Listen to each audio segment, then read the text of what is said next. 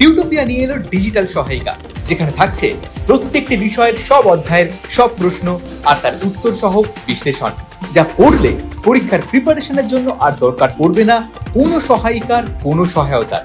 তাই মানে বইয়ের আর কোনো মানে নেই। টিউটোপিয়ার ডিজিটাল সহায়িকা পেতে লক্ষ্য রাখো টিউটোপিয়া লার্নিং অ্যাপের ইউটিউব চ্যানেলে। হ্যালো বন্ধুরা, টিউটোপিয়ার ইউটিউব লাইভ ক্লাসে তোমাদের সকলকে স্বাগত। আমি ঋতুশ্রী চলে এসেছি বাংলা ক্লাস নিয়ে। আজকে আমরা পড়ব 21-এর কবিতা ওপর যত রকমের প্রশ্ন হয় সেই সব রকমের প্রশ্নোত্তর। আজকের এই ভিডিওতে যত রকমের প্রশ্ন হবে সেই সমস্ত প্রশ্নই আলোচনা করব। এর বাইরে না কোনো প্রশ্ন তোমাদের পরীক্ষায় আসবে, না দরকার পড়বে তোমাদের কোনো মানে বইয়ের বা সহায়িকা বইয়ের। তাহলে কি বুঝতে পারলে? মানে বইয়ের নেই কোনো মানে, সহায়িকার দরকার নেই কোনো সহায়তার। পরীক্ষা প্রস্তুতির জন্য টিউটোপিয়ার এই ভিডিওগুলোই তোমাদের জন্য যথেষ্ট। তবে তোমরা নিশ্চয়ই এই কবিতাটা বাড়িতে, স্কুলে বা গৃহশিক্ষকের কাছে এতদিনে পড়ে ফেলেছ। তবে যদি না পড়ে থাকো তাহলে টিউটোপিয়া লার্নিং অ্যাপে এই কবিতার উপর বানানো ভিডিওগুলো দেখে পড়ে নিতে পারো। যদি তোমরা দেখে পড়ে নাও টিউটোপিয়া লার্নিং অ্যাপ থেকে, তাহলে কনসেপ্ট ক্লিয়ার হয়ে যাবে, কারণ ভিডিওগুলো খুব সহজে এবং সুন্দরভাবে দেয়া আছে। যেগুলো দেখে বা পড়ে নিলে তোমাদের কনসেপ্ট ক্লিয়ার হয়ে যাবে। আর কোনো বিষয় যদি কনসেপ্ট ক্লিয়ার হয়ে যায় তাহলে প্রশ্নোত্তর করা কোনো ব্যাপারই না। তাহলে আমি ধরে নিচ্ছি যে তোমাদের এই কবিতাটা পড়া। তাহলে এই কবিতার ওপর কত রকমের প্রশ্ন হতে পারে চলো দেখে নেব। নেক্সট স্লাইডে চলে এলাম। নেক্সট স্লাইড ফার্স্টেই দেওয়া আছে, দেখো, বহু বিকল্প ভিত্তিক প্রশ্নাবলী। এই বহু বিকল্প ভিত্তিক প্রশ্নাবলী যেগুলোর হচ্ছে মাল্টিপল চয়েস কোয়েশ্চেন, যেখানে তোমরা 3টে কি 4টে অপশন পাচ্ছ, রাইট অপশন চুজ করছো, যার মান থাকছে 1 নম্বর। এরপরে আসছে অতি সংক্ষিপ্ত প্রশ্নাবলী। এই অতি সংক্ষিপ্ত অর্থাৎ ভেরি শর্ট আনসার কোয়েশ্চেন, যেখানে তোমাদের একটা বাক্যে উত্তর দিতে হচ্ছে, যার মান থাকছে 1 নম্বর। এরপরে যেটা থাকছে সেটা হলো ব্যাখ্যাভিত্তিক সংক্ষিপ্ত প্রশ্ন। ব্যাখ্যাভিত্তিক সংক্ষিপ্ত প্রশ্ন সেটা হচ্ছে শর্ট আনসার কোয়েশ্চেন, যেগুলোর মার্কস থাকছে 2, অর্থাৎ 2 মার্কসের কোয়েশ্চেন আসছে। এরপরে যেটা রেখেছি দেখো, যেটা হচ্ছে হাতে কলমে। তোমাদের দেখবে 21-এর কবিতা যখন তোমরা পড়ছো তার ঠিক শেষ হচ্ছে কবিতাটা, এবং তার পিছনের পাতায় হাতে কলমে বলে একটা পোরশন আছে। সেখানে যত ধরনের প্রশ্ন আছে, মানে যত রকম প্রশ্ন আছে, সেই সমস্ত প্রশ্ন আলোচনা করে দেওয়া হচ্ছে এই হাতে কলমে অংশটাতে। তাহলে আমরা চলে যাব আমাদের এমসিকিউ অর্থাৎ বহু বিকল্পীয় প্রশ্ন। এই বহু বিকল্পীয় প্রশ্নে যাওয়ার আগে একটা গুরুত্বপূর্ণ কথা তোমাদের বলে নেওয়া জরুরি। এটা হলো এই ভিডিওর যে টাইমলাইন অংশ, সেই টাইমলাইন অংশে এমসিকিউ, ভিএসএকিউ, এসএকিউ আর হাতে কলমে এই 4টে পর্ব বিভাজন করা আছে, যার মধ্যে তোমাদের যখন যে প্রশ্নটা প্রয়োজন পড়বে তোমরা এই টাইমলাইন অংশটায় গিয়ে তোমরা খুঁজে পেতে পারো। এটা করা হয়েছে সম্পূর্ণ তোমাদের সুবিধার জন্য। তাহলে আমরা দেখে নেব আমাদের প্রথম প্রশ্ন কি আছে। প্রথম প্রশ্নে চলে এলাম। আর আমি যখন প্রশ্ন আলোচনা করছি, এমসিকিউ যখন আলোচনা করছি, তোমরা অবশ্যই আমাকে কমেন্ট বক্সে জানাও যে তোমরা কে কত স্কোর করছো, তাহলে আমি বুঝতে পারবো তোমাদের প্রিপারেশন কেমন হচ্ছে। চলো দেখে নেব আমাদের প্রথম প্রশ্ন কি আছে। 21-এর কবিতায় 21 হলো, 21-এর কবিতায় 21 কে কিসের কি হিসাবে ব্যবহার করা হয়েছে?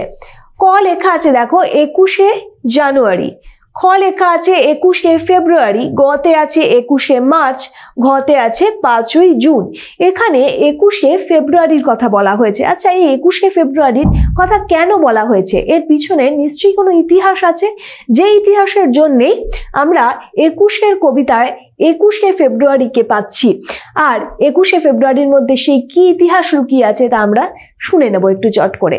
আসলে 1947-এর স্বাধীনতা লাভের পর সেই সময় ভারতবর্ষকে 3 ভাগে ভাগ করা হয়েছিল।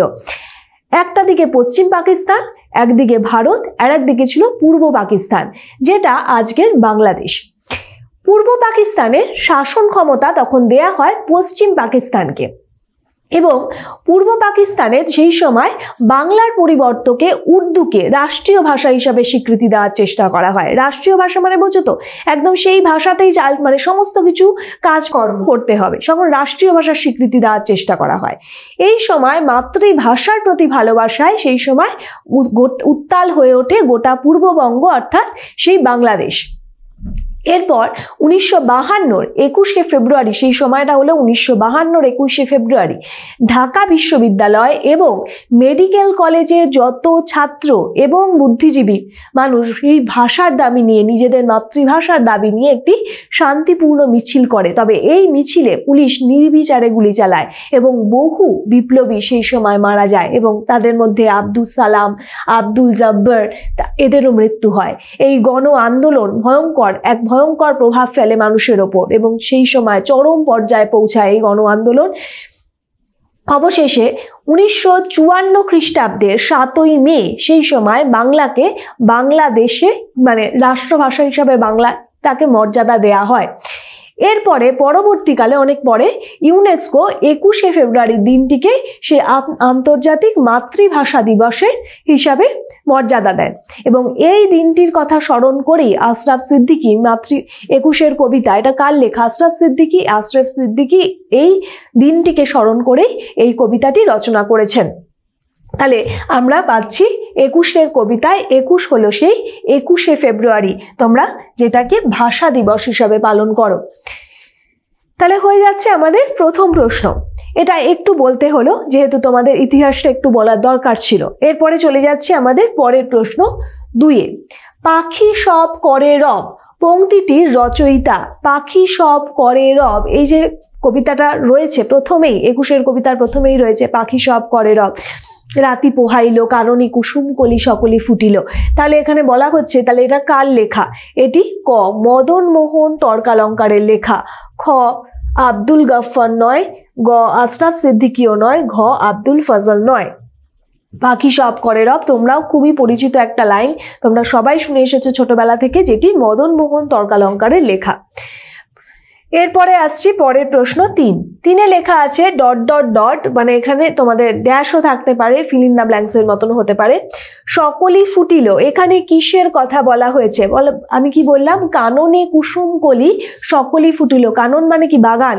তাহলে এখানে দেখো লেখা আছে কাননে কুসুম কলি। এখানে দেখো যে অপশনগুলো দেখে নেবো আমরা। ক গানের কলি, খ শিশুর ডাক, গ কুসুম কলি, ঘ আশার ফুল। তাহলে আমরা পেয়ে যাচ্ছি কুসুম কলি।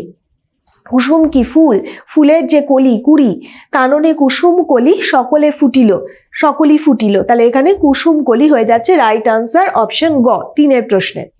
পরে আসছি 4-এ লেখা আছে 21 কবিতায় যে সুরের কথা বলা হয়েছে তা হলো, 21 কবিতায় কোন সুরের কথা বলা হয়েছে?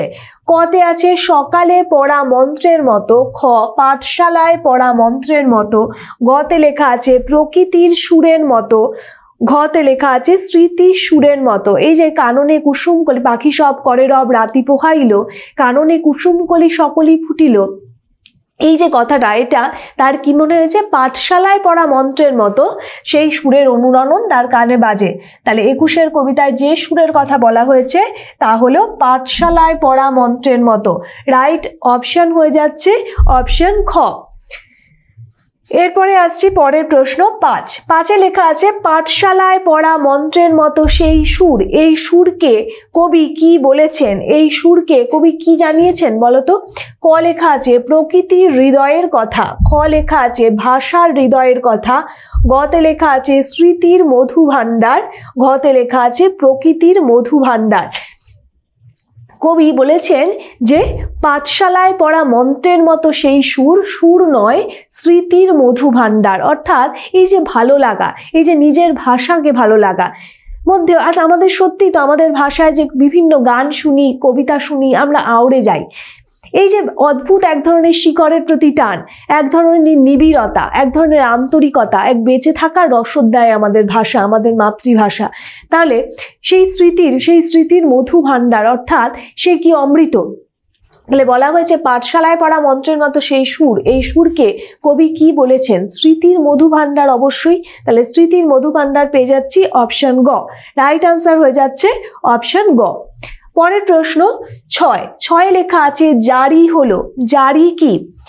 ক শাড়ির শৌখিন কাজ, খতে লেখা আছে মুসলমানি পল্লী সঙ্গীত, পল্লী মানে গ্রাম, গতে লেখা আছে এক ধরনের খাবার, ঘতে আছে লোকনাট্য। জারি হলো অবশ্যই একটি লোকগান এবং এটি মুসলমানি পল্লী সঙ্গীত। রাইট আনসার হয়ে যাচ্ছে অপশন খ। লোকগান কোনগুলোকে বলা হয়ে থাকে? যেগুলো সাধারণভাবে লোকের মুখে মুখে, অর্থাৎ সেইভাবে কোনো লিখিত রূপ পাওয়া যায় না এবং একজন স্রষ্টা থাকে না।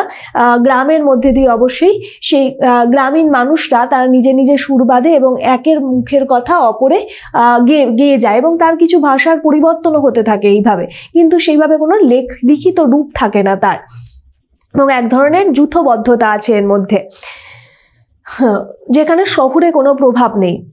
এরপরে আসছি পরের প্রশ্ন 7 লেখা আছে জারি, শাড়ি, ভাটিয়ালি, মুর্শিদি। এগুলো হলো জারি, শাড়ি, ভাটিয়ালি, মুর্শিদি, এগুলো প্রত্যেকটা হলো এক একটি লোকগান এবং লোকগানের যে বৈশিষ্ট্য বহন করে যেটা বললাম সেই বৈশিষ্ট্যের ওপরেই এই সমস্ত গান অবশ্যই রচিত হয়। তবে হ্যাঁ, কোথায় কোথায় কোন জায়গায় এই সমস্ত গান, এগুলোর বিভিন্নতা রয়েছে এবং কি কারা গান করে, কোথায় এই ধরনের গান শোনা যায় তার বিভিন্নতা রয়েছে। তাহলে এগুলো আমরা পেয়ে যাচ্ছি সবকটাই লোকগান। অপশন হয়ে যাচ্ছে, রাইট আনসার হয়ে যাচ্ছে অপশন খ। পরের প্রশ্ন আসছি 8 লেখা আছে আরো কত সুরের সাথে মিশে আছে। কি মিশে আছে? আরো কত সুরের সাথে দেখে নেব। কতে আছে রূপকথার গল্প, খতে আছে কবির ছেলেবেলার গান, গতে আছে কথকথা, ঘতে আছে কবির মায়ের মুখ। আরো কত সুরের সাথে মিশে আছে কবির মায়ের মুখ। এই মায়ের সাথে ভাষার এক ধরনের যেমন যোগাযোগ, আর মাতৃভাষার প্রতিও আমাদের ঠিক তেমনই যোগাযোগ। তাহলে কবির মায়ের মুখ এখানে হয়ে যাচ্ছে রাইট আনসার অপশন ঘ। পরের প্রশ্ন 9 লেখা আছে কবি আশরাফ সিদ্দিকী যে পত্রিকার সম্পাদক ছিলেন। কবি আশরাফ সিদ্দিকী কোন পত্রিকার সম্পাদক ছিলেন? ক মুকুল, খ ভারতী, গ কল্লোল, ঘ আনন্দবাজার। কবি মুকুল পত্রিকার সম্পাদক ছিলেন। পরের প্রশ্ন 10 কবেকার ড্যাশ পড়া মন্ত্রের মতো সেই সুর। কি হয়ে যাবে? ক কথা বলে ওঠা, খ গান গেয়ে ওঠা। আচ্ছা, এইটা কবেকার পাঠশালায় পড়া মন্ত্রের মতো সেই সুর হবে। অপশনগুলো এখানে ভুল এসেছে, হ্যাঁ, অপশনগুলো আমি কেটে দিলাম। এখানে আনসার হয়ে যাচ্ছে পাঠশালা। আমি লিখে দিচ্ছি,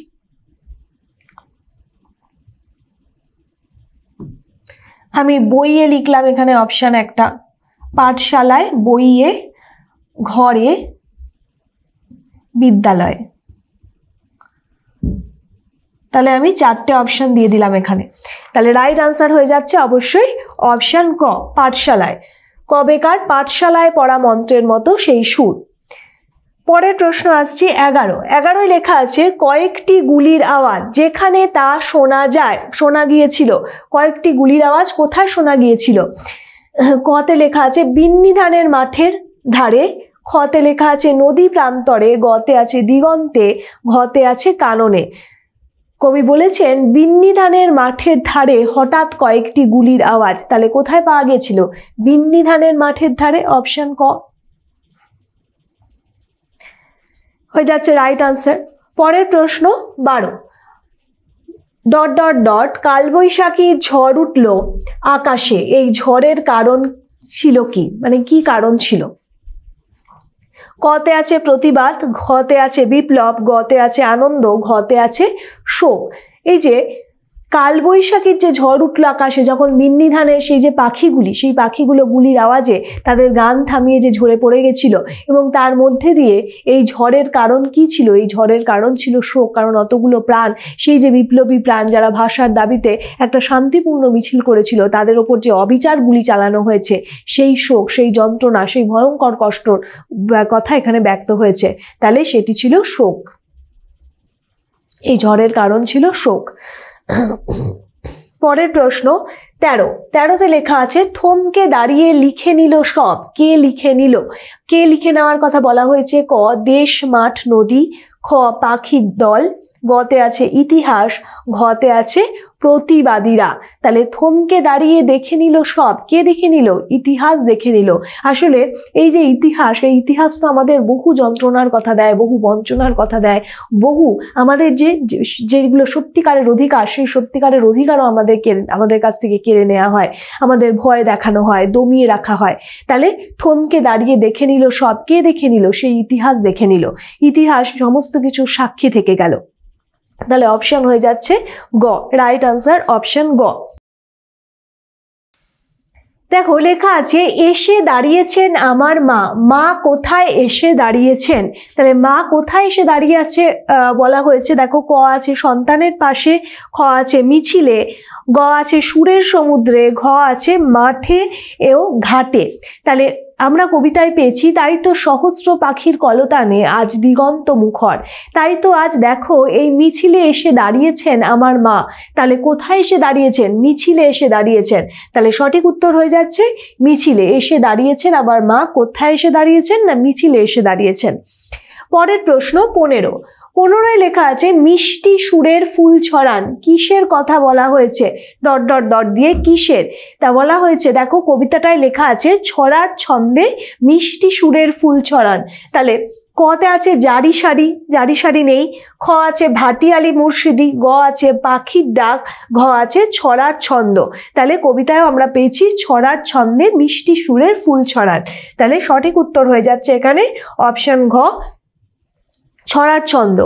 পরের প্রশ্ন 16 লেখা আছে আজ দিগন্ত মুখর। এই মুখর হওয়ার কারণ, এই মুখর হওয়ার কারণ কি ছিল? ক প্রতিবাদী মানুষের গর্জন, খতে আছে মায়ের গলার গান, গতে আছে সহস্র পাখির কলতান, ঘতে আছে কালবৈশাখীর ঝড়। তাহলে সহস্র পাখির কলতান দিগন্ত মুখরিত হওয়ার কারণ হয়ে দাঁড়িয়েছিল। এই মুখর হওয়ার কারণ ছিল সহস্র পাখির কলতান। এখানে রাইট আনসার হয়ে যাচ্ছে অপশন গ, সঠিক উত্তর।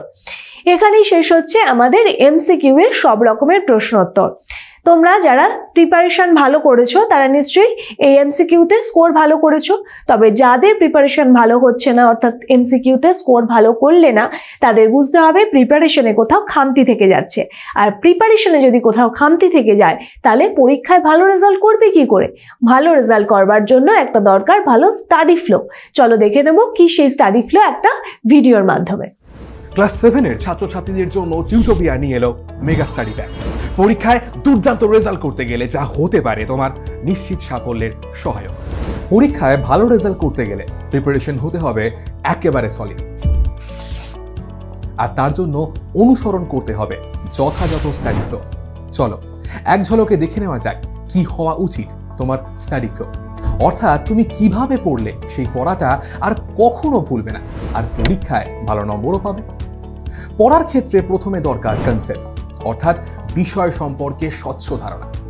প্রত্যেকটা সাবজেক্টে প্রত্যেকটা চ্যাপ্টার কারোর থেকে বুঝে নেওয়া, তারপর সেই বিষয় রিলেটেড প্রত্যেকটা ডাউটকে ক্লিয়ার করা। এরপরে তৃতীয় ধাপ, সেই চ্যাপ্টারটার উপর সংক্ষেপে একটা ব্রিফ নোট পড়া, এবং চতুর্থ ধাপ হলো সেই চ্যাপ্টারের সম্ভাব্য প্রশ্নোত্তরগুলোকে পড়ে ফেলা, যার উপর নির্ভর করবে তোমার পরীক্ষার সাফল্য। এরপর তোমার প্রস্তুতি কত দূর তার জন্য তোমাকে দিতে হবে চ্যাপ্টার ওয়াইজ মক টেস্ট। তবে শুধুমাত্র টেস্ট দিলেই কিন্তু হবে না, বিশেষজ্ঞ কোনো শিক্ষককে দিয়ে সেই উত্তরপত্র চেক করিয়ে বুঝে নিতে হবে কোথায় কোথায় খামতি রয়েছে। যদি টেস্টের ফল ভালো হয় তবে বুঝতে হবে তোমার প্রস্তুতি কমপ্লিট। এবার তুমি পরের অধ্যায়ে যেতে পারো, আর ফল খারাপ হলে এই পুরো প্রক্রিয়াটা আরও একবার রিভাইজ করতে হবে। তবে বলে রাখি, তোমার এই প্রস্তুতির ক্ষেত্রে তোমার সাহায্য করতে পারে পশ্চিমবঙ্গ বোর্ডের বাংলা মাধ্যমে ছাত্রছাত্রীদের পড়াশোনার জন্য একমাত্র অ্যাপ টিউটোপিয়া। এই পুরো স্টাডি ফ্লোর জন্য টিউটোপিয়াই হলো অল ইন ওয়ান সলিউশন। কিভাবে? Step 1, concept video. টিউটোপিয়া অ্যাপে প্রত্যেক অধ্যায়ের বিষয়গুলো ছোট ছোট টপিকে ভেঙে নিয়ে গ্রাফিক্স অ্যানিমেশনের সাহায্যে এমনভাবে বোঝানো হয়েছে যা তোমাদের পড়তেও ভালো লাগবে আর মনেও থাকবে। Step 2, live class and doubt clearing. Tutopia live ক্লাসে সেই বিষয়গুলোই বোঝানো হয় বিশদে। পাশাপাশি প্রত্যেকটা ক্লাসে থাকে ডাউট ক্লিয়ারিং সেশন, যেখানে সরাসরি তোমাদের সমস্ত ডাউট বা সংশয়ের নিরসন হতে পারে। Step 3. Brief notes. নোটসের জন্য টিউটোপিয়ায় তোমরা পাবে স্মার্ট নোটস, যেখানে সংক্ষেপে টু দি পয়েন্টে অধ্যায়ের ব্রিফ নোট তো করাই রয়েছে। Step 4. Question and answer. আমাদের অ্যাপের নোটসে প্রশ্নোত্তরের আলোচনা তো থাকছেই, সেই সঙ্গে একটা অধ্যায় সব রকমের প্রশ্নোত্তরের জন্য এখন তোমাদের কাছে থাকছে ইউটিউবের এই ক্লাসগুলো, অর্থাৎ টিউটোপিয়া ডিজিটাল সহায়িকা। Step 5. Mock test. টেস্ট দেওয়ার জন্য টিউটোপিয়া থাকছে প্রত্যেকটা বিষয়ের অধ্যায় ভিত্তিক mock test. Step 6. Answer sheet checking and model answer. উত্তরপত্রের ছবি তুলে আমাদের কাছে পাঠিয়ে দিলে বিশেষজ্ঞ শিক্ষক খাতা দেখে তোমায় জানিয়ে দেবেন তোমার পরীক্ষার মার্কস এবং তাদের পরামর্শ। সেই সঙ্গে তোমরা পেয়ে যাবে মডেল উত্তরপত্র, যা দেখে তোমরা বুঝতে পারবে কিভাবে লিখতে হয় কোনো একটা প্রশ্নের আদর্শ উত্তর। তাহলে হলো কিনা তোমার পারফেক্ট স্টাডি ফ্লো এর অল ইন ওয়ান সলিউশন। আর এই সব কিছু নিয়েই সপ্তম শ্রেণীর ছাত্রছাত্রীদের জন্য টিউটোপিয়ার এই মেগা স্টাডি ব্যাগ। বিশদে জানতে ফোন করো এই নাম্বারে। এরপর আমরা চলে যাব আমাদের অতি সংক্ষিপ্ত প্রশ্ন। এই অতি সংক্ষিপ্ত প্রশ্নের প্রশ্নমান 1 নম্বর, যেখানে তোমাদের একটা বাক্যে উত্তর লিখতে হচ্ছে। প্রথম প্রশ্নে কি আছে দেখে নেব। দেখো লেখা আছে, পাঠশালায় পড়া মন্ত্রের মতো সুর বর্তমানে কবির কাছে কি রূপ? মানে পাঠশালায় পড়া মন্ত্রের মতন যে সুর সে শুনে এসেছিল তা বর্তমানে এই সময় তার কাছে কেমন? কবি বলেছেন পাঠশালায় পড়া মন্ত্রের মতো সুর বর্তমানে কবির কাছে সেই স্মৃতির মধু ভাণ্ডার হয়ে আছে। তাহলে স্মৃতির মধু ভাণ্ডার হয়ে আছে এই কথা বলতে হবে। পরের প্রশ্ন 2, আরো কত সুরের সাথে মিশে আছে ... কবি কোন সুরের বা গানের কথা উল্লেখ করেছেন, অথবা 21-এর কবিতায় কোন কোন লোক গানের উল্লেখ আছে? কবি আশরাফ সিদ্দিকী জারি, সারি, ভাটিয়ালি, মুর্শিদি ইত্যাদি লোকগান এবং তার সুরের কথা উল্লেখ করেছেন এখানে, এবং সেই কবির সেই সমস্ত সেই সুরের মধ্যেই যে সেই স্মৃতির মধুভাণ্ডার সে পেয়েছে। এরপরে আসছি পরের প্রশ্ন 3, মায়ের মুখের সঙ্গে গানের সুরে কবি আর কি মিশে থাকতে দেখেছেন? কবি কি মিশে থাকতে দেখেছেন? যে তার মায়ের গাওয়া অজস্র গানের কলি মিশে থাকতে দেখেছেন। মায়ের মুখের সঙ্গে সেই গানের সুরে কবি কি মিশে থাকতে দেখেছেন? সেই অজস্র গানের কলি মিশে থাকতে দেখেছেন। কলি বলতে ধরো একটা গানের যে পংক্তি, একটা লাইন, সেই পংক্তিগুলোকে বলা হয় কলি। পরের প্রশ্ন 4 লেখা আছে, ভাটার টানে নৌকা ছেড়ে মাঝিরা কোন গান গায়? ভাটার টানে নৌকা ছেড়ে ভাটিয়ালি গান গাওয়া হয়, অর্থাৎ ভাটার সময় নৌকাকে এমনি নিজের মতন বয়ে দেওয়ার জন্য যে ভাটিয়ালি গান গাওয়া হয়। পরের প্রশ্ন আসছি 5, কোন মাঠের ধারে গুলির আওয়াজ শোনা গেল? খুব সহজ প্রশ্ন, বিন্নি ধানের মাঠের ধারে গুলির আওয়াজ শোনা গেল। প্রশ্ন 6, কোন ভাষায় আমার মা কথা বলেন? কোন ভাষায় আমার মা কথা বলেন? না, বাংলা ভাষায়। পরে 7 লেখা আছে, গরুর পাল মাঠে কে নিয়ে যায়? গরুর পাল কে মাঠে নিয়ে যায়? রাখাল গরুর পাল মাঠে নিয়ে যায়। ওই যেটা লেখা আছে সেই কবিতাটা ধরেই, যে রাখাল গরুর পাল মাঠে নিয়ে যায়। পরের প্রশ্ন 8, কারা নিজ নিজ পাঠে মন দেয়? কারা বলা হয়েছে? শিশুগণ পাঠে মন দেয়, নিজ নিজ পাঠে তারা মন দেয়। তাহলে কার কথা বলা হয়েছে এখানে? শিশুগণের কথা বলা হয়েছে। পরের প্রশ্ন 9, 21-এর কবিতায় 21 বলতে কি বোঝানো হয়েছে? তাহলে বলতে হবে, তোমাদের 21শে ফেব্রুয়ারি বর্ণনা দিয়েই দিয়েছি, তাহলে এখানে বলতে হবে যে সবার স্মরণীয় 21শে ফেব্রুয়ারির কথা উক্ত অংশে বা 21-এর কবিতায় বলা হয়েছে। প্রশ্ন 10, পাখি সব করে রব পংক্তিটির সঙ্গে কবির কোন স্মৃতি জড়িত আছে? বলতে হবে যে এই যে পংক্তিটি, অর্থাৎ এই উক্ত পংক্তিটির সঙ্গে কবির ছোটবেলায় সেই পাঠশালায় পড়া মন্ত্রের মতো স্মৃতি, সেই স্মৃতির মধুভাণ্ডার এবং ওই যে মিছিলে দাঁড়িয়ে থাকা মায়ের যে গুনগুন করে গান গাওয়া, সেই গুনগুন করে গান গাওয়ার স্মৃতি জড়িত রয়েছে। তাহলে এটা এভাবে উত্তরটা করতে হবে। পরের প্রশ্ন আসছে 11 লেখা আছে পাখি সব করে রব রাতি পোহাইলো, এর পরের পংক্তিটি কি? মানে এর পরের যে পংক্তিটা আছে সেটা লাইন বলতে হবে যে কাননে কুসুম কলি সকলই ফুটিল। নেক্সট চলে যাচ্ছি 12 লেখা আছে জারি সারি ইত্যাদি গানের সঙ্গে কি মিশেছিল? জারি সারি ইত্যাদি গানের সঙ্গে কবির মায়ের মুখ এবং তার মায়ের গাওয়া গানের কলি মিশেছিল। নেক্সট কোয়েশ্চেন 13, কয়েকটি পাখির গান শেষ না হতেই পাখি শব্দটি কোন অর্থে ব্যবহার হয়েছে? পাখি শব্দটি কোন অর্থে ব্যবহার হয়েছে? পাখি শব্দটি এখানে যে ভাষার জন্য যারা লড়াই করেছিল, যে সমস্ত বিপ্লবীরা তারা প্রাণ দিয়েছিল, সেই সমস্ত সংগ্রামী মানুষদের কথাই বলা হয়েছে। তখন কারণ বলা হয়েছে কবিতার মধ্যে আমরা দেখেছি যে কয়েকটি পাখির গান শেষ না হতেই তারা ঝরে গেল, পড়ে গেল মাটিতে। পরের প্রশ্ন 14, আকাশে কালবৈশাখী ঝড় উঠতে কি কি কেঁপে উঠেছিল? আকাশে কালবৈশাখী ঝড় উঠতে উঠতে কি কেঁপে উঠেছিল? মাঠ, ঘাট, হাট, বন এই সমস্তগুলো কেঁপে উঠেছিল। নেক্সট কোয়েশ্চেন 15, ইতিহাস থমকে দাঁড়িয়ে লিখে নিল সব। ইতিহাস কেন থমকে দাঁড়িয়েছিল? ইতিহাস কেন থমকে দাঁড়িয়েছিল? কারণ মাতৃভাষার মর্যাদা রক্ষার জন্য যে সমস্ত শহীদরা যে আত্মদান করেছিল, সেই আত্মদানের ঘটনার জন্যে যে ইতিহাস, সেই ইতিহাস আর কি সেই আত্মদানের ঘটনাকে নিজের কাছে লিখে নিয়েছিল। কারণ ইতিহাস প্রস্তুত ছিল না বলেই, মানে ইতিহাস যেই মর্মান্তিক ঘটনা, এই মর্মান্তিক ঘটনার প্রস্তুত ছিল না বলেই এখানে ইতিহাস থমকে দাঁড়িয়েছিল এবং নিজের সেই স্মৃতির খাতায় তাকে লিখে নিয়েছিল। এই মর্মান্তিক দিনের ইতিহাস সে লিখে নিয়েছিল। নেক্সট কোয়েশ্চেন যাচ্ছি 16তে লেখা আছে হঠাৎ কয়েকটি গুলির আওয়াজ, এর ফলে কি হয়েছিল? হঠাৎ কয়েকটি গুলি চলার ফলে কয়েকটি পাখি গান শেষ না হতেই মাটিতে ঝরে পড়ে গিয়েছিল।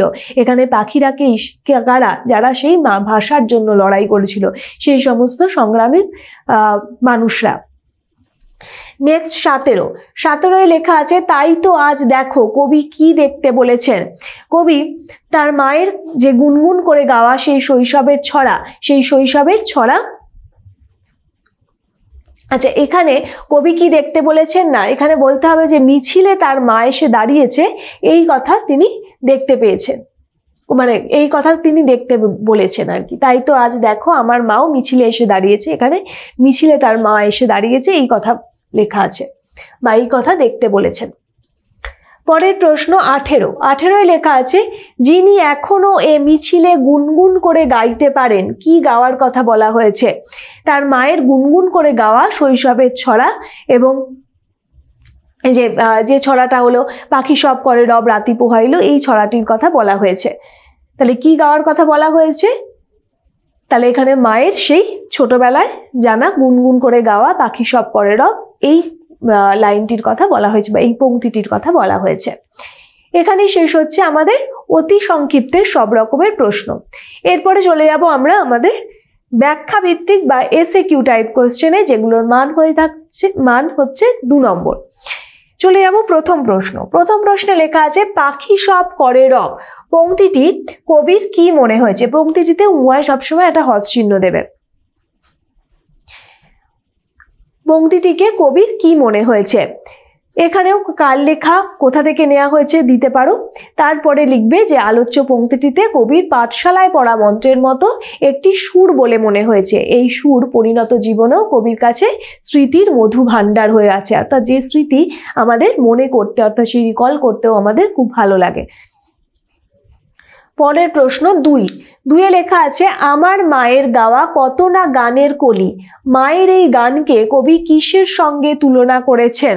তার মায়ের গাওয়া গানকে কবি বাংলার বিভিন্ন যে লোকসঙ্গীত, সেই লোকসঙ্গীতের সঙ্গে তুলনা করেছেন, যেগুলোর মধ্যে উঠে এসেছে জারি, সারি, ভাটিয়ালি, মুর্শিদি প্রভৃতি গানের কথা।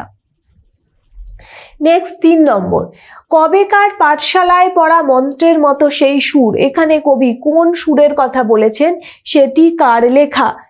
তাহলে কবেকার পাঠশালায় পড়া মন্ত্রের মতো সেই সুর, এখানে কবি কোন সুরের কথা বলেছেন? যে পাখি সব করে রব রাতি পোহাইলো, পাখি সব করে রব, রব করা মানে কি? সেই যে মানে পাখির যে কিচিরমিচির আওয়াজ, সেটাই হলো রব। রাতি পোহাইল, এই কবিতাটির সুরের কথা বলা হয়েছে। সেটি কার লেখা? কবিতাটি মদনমোহন তর্কালঙ্কারের লেখা। তোমাদের এমসিকিউতে এই কোশ্চেনটা করিয়েছি। নেক্সট 4 লেখা আছে পড়ে গেল মাটিতে। এই পড়ে যাওয়ার মধ্যে দিয়ে কবি কি বোঝাতে চেয়েছেন? এই লাইনটির মধ্যে দিয়ে কবি বোঝাতে চেয়েছেন যে ভাষার যারা শহীদ হয়েছিল, ভাষার জন্য লড়াই করে যে সমস্ত মানুষরা শহীদ হয়েছিল তাদের মৃত্যুর কথা বোঝাতে চেয়েছেন। নেক্সট 5 লেখা আছে সেই শোকে কালবৈশাখীর ঝড় উঠল আকাশে। কোন শোকে, কেন কালবৈশাখীর ঝড় উঠল? যখন বিন্নি ধানের মাঠের ধারে গুলিবিদ্ধ পাখিরা পড়ে গিয়েছিল, সেই কালবৈশাখীর ঝড় উঠেছিল সেই সময়। সেই পাখিদের মৃত্যুর পর কালবৈশাখী ঝড় উঠেছিল। আসলে এই কথার আড়ালে কবি সেই তাদের যে ভয়ঙ্কর মৃত্যু, যেটা পাক সেনাবাহিনী, সেই সেনাবাহিনীর হাতে ভাষার মর্যাদা রক্ষার জন্য তারা যে এতগুলো মানুষ যে সেই সময় আত্মবলিদান দিয়েছিল, সেই ঘটনাকে তুলে ধরা হয়েছে। পরের প্রশ্ন 6 লেখা আছে 21 কবিতায় কবি মাতৃভাষার প্রতি শ্রদ্ধা ভক্তির সঙ্গে বাংলার প্রকৃতিকে কিভাবে যুক্ত করেছেন? দেখো, মাতৃভাষার প্রতি একদিকে যেমন শ্রদ্ধা ভক্তি উঠে এসেছে, তার সঙ্গে বাংলার প্রাকৃতিক কিছু অনুষঙ্গের ব্যবহারও করা হয়েছে। তাহলে 21 কবিতায় বাংলা ভাষার মর্যাদা রক্ষার জন্য যে আন্দোলনকারীরা যে মৃত্যু বরণ করেছিল, তার সঙ্গে আমাদের যে বঙ্গ প্রকৃতি, সেই বঙ্গ প্রকৃতিও বিভিন্ন রকমভাবে প্রভাবিত হয়েছে। আকাশে যেমন কালবৈশাখীর ঝড় উঠেছে, তেমনি মাঠ ঘাট বন কেঁপে উঠেছে। এগুলো সমস্তটাই প্রাকৃতিক অনুষঙ্গের ব্যবহার হয়েছে।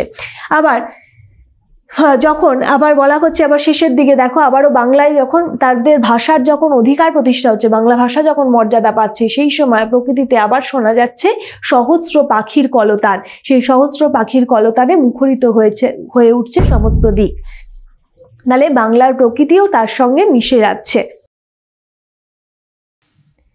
প্রশ্ন 7 লেখা আছে দেখো মিছিলে এসে দাঁড়ানো কবির মায়ের সম্পর্কে 21 কবিতার শীর্ষক কবিতায় যা বলা হয়েছে তা নিজের ভাষায় লেখো। অর্থাৎ 21 কবিতায় যা বলা হয়েছে তা লিখতে হবে।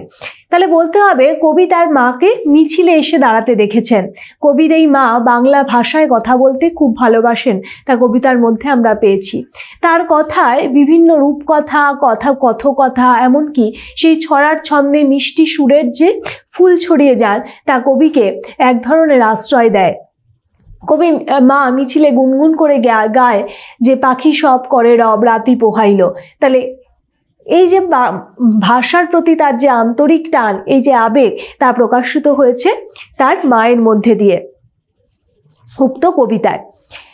এরপরে এখানে শেষ হচ্ছে আমাদের এসএকিউ অর্থাৎ 2 মার্কসের যে কোশ্চেনগুলো, সেগুলো আলোচনা। এরপরে চলে যাব আমরা হাতে কলমে চলে এলাম, অর্থাৎ তোমাদের টেক্সট বইয়ের যে প্রশ্নগুলো রয়েছে সেগুলো আলোচনা করব এবারে। প্রথমে চলে এলাম, দেখো কি লেখা আছে। এই কবিতায় কিছু চন্দ্রবিন্দু যুক্ত শব্দ ব্যবহৃত হয়েছে। কিছু চন্দ্রবিন্দু যুক্ত শব্দ ব্যবহার হয়েছে, যেমন কাঁপলো এবং দাঁড়িয়েছেন। দেখো চন্দ্রবিন্দু আছে, কাঁপলো, দাঁড়িয়েছেন, এগুলো চন্দ্রবিন্দু আছে। প্রসঙ্গত দুটি শব্দই ক্রিয়া, তাহলে এগুলো কি হিসাবে ব্যবহার হচ্ছে? ক্রিয়াপদ হিসাবে। চন্দ্রবিন্দু দিয়ে শুরু এমন 5টি অন্য ক্রিয়া ব্যবহার করো। তাহলে 5টা কি করতে বলেছে? ক্রিয়া ব্যবহার করে 5টি বাক্য লেখো। তাহলে 5টা ক্রিয়া ব্যবহার করতে হবে, এমনভাবে ব্যবহার করতে হবে যার মধ্যে চন্দ্রবিন্দু থাকবে এবং সেগুলো ক্রিয়া হিসাবে, সেই শব্দগুলোকে ক্রিয়া হিসাবে ব্যবহার করতে হবে। মানে কাজ করা বোঝাচ্ছে, যখন তোমরা তো নিশ্চয়ই বোঝো ক্রিয়া, যেগুলো কাজ করা বোঝাচ্ছে, সেই ক্রিয়া ব্যবহার করে বলেছে 5টি বাক্য লেখো। একটি করে দেয়া হলো। আচ্ছা, একটি করে দেওয়া হলো বলতে একটা হাঁটা, এই হাঁটা শব্দটা একটা দিয়ে দেওয়া হয়েছে। যদি ওই হাঁটা দিয়ে বাক্য রচনা কিন্তু দেয়া নেই, তাহলে বাক্য রচনা আমাদেরকে করতে হবে। তাহলে আমরা বলতেই পারি যে সুনিতা অনেকক্ষণ বসে থাকার পরে আবার হাঁটা শুরু করলো। অনেকক্ষণ বসে থাকার পরে আবার হাঁটা শুরু করলো, তাহলে একটা হাঁটা হয়ে গেল। এরপরে আর একটা হতে পারে, সেটা হলো কাদা হতে পারে কি, যে শিশুটি অনেকক্ষণ মাকে না পেয়ে কাদা শুরু করলো, এটা হতে পারে। আর একটা হতে পারে যেটা আছে, আমি এখানে লিখে দিচ্ছি, একটা তো হাঁটা পেলাম আমরা, 1 নম্বরে হাঁটা হয়ে গেছে, হাঁটা দেয়াই আছে, এখানে 2 দিলাম, 2 দিলাম, 2 এ লিখলাম আমরা কি কাদা, কাদা দিয়ে বাক্য রচনা আমরা করে ফেললাম। এরপরে 3, 3-এ আমরা দিতে পারি বাঁধলো, এই শব্দটা দিতে পারি। দেখো বাঁধলো, এই বাঁধাতে যখন আমরা কিছু টাই বাঁধি তখন সেটা চন্দ্রবিন্দু হয়। আর যখন কোনো কিছুতে বাধা পাচ্ছি, আমি যেতে পাচ্ছি না, ধরো এই সামনে আমার একটা টেবিল আছে, চেয়ার আছে, আমি বাধা পাচ্ছি, তখন সেই বাধায় কিন্তু চন্দ্রবিন্দু হয় না, সেই বাধাতে চন্দ্রবিন্দু ছাড়া হয়। অর্থাৎ কোনো কিছুতে আমায় বাধা দিচ্ছে, যেতে দিচ্ছে না, তখন সেই বাধা হয়ে যাচ্ছে চন্দ্রবিন্দু ছাড়া। আর এই বাধা মানে হলো আমাকে কেউ টাইট করে বাঁধলো, সেই বাধা। তাহলে 3 নম্বরে আমরা পাচ্ছি বাঁধলো, তাহলে আমরা বলতে পারি যে পুলিশ চোরটিকে দড়ি দিয়ে বাঁধলো, হতে পারে। এরপরে আমরা 4-এ লিখছি চেঁচালো,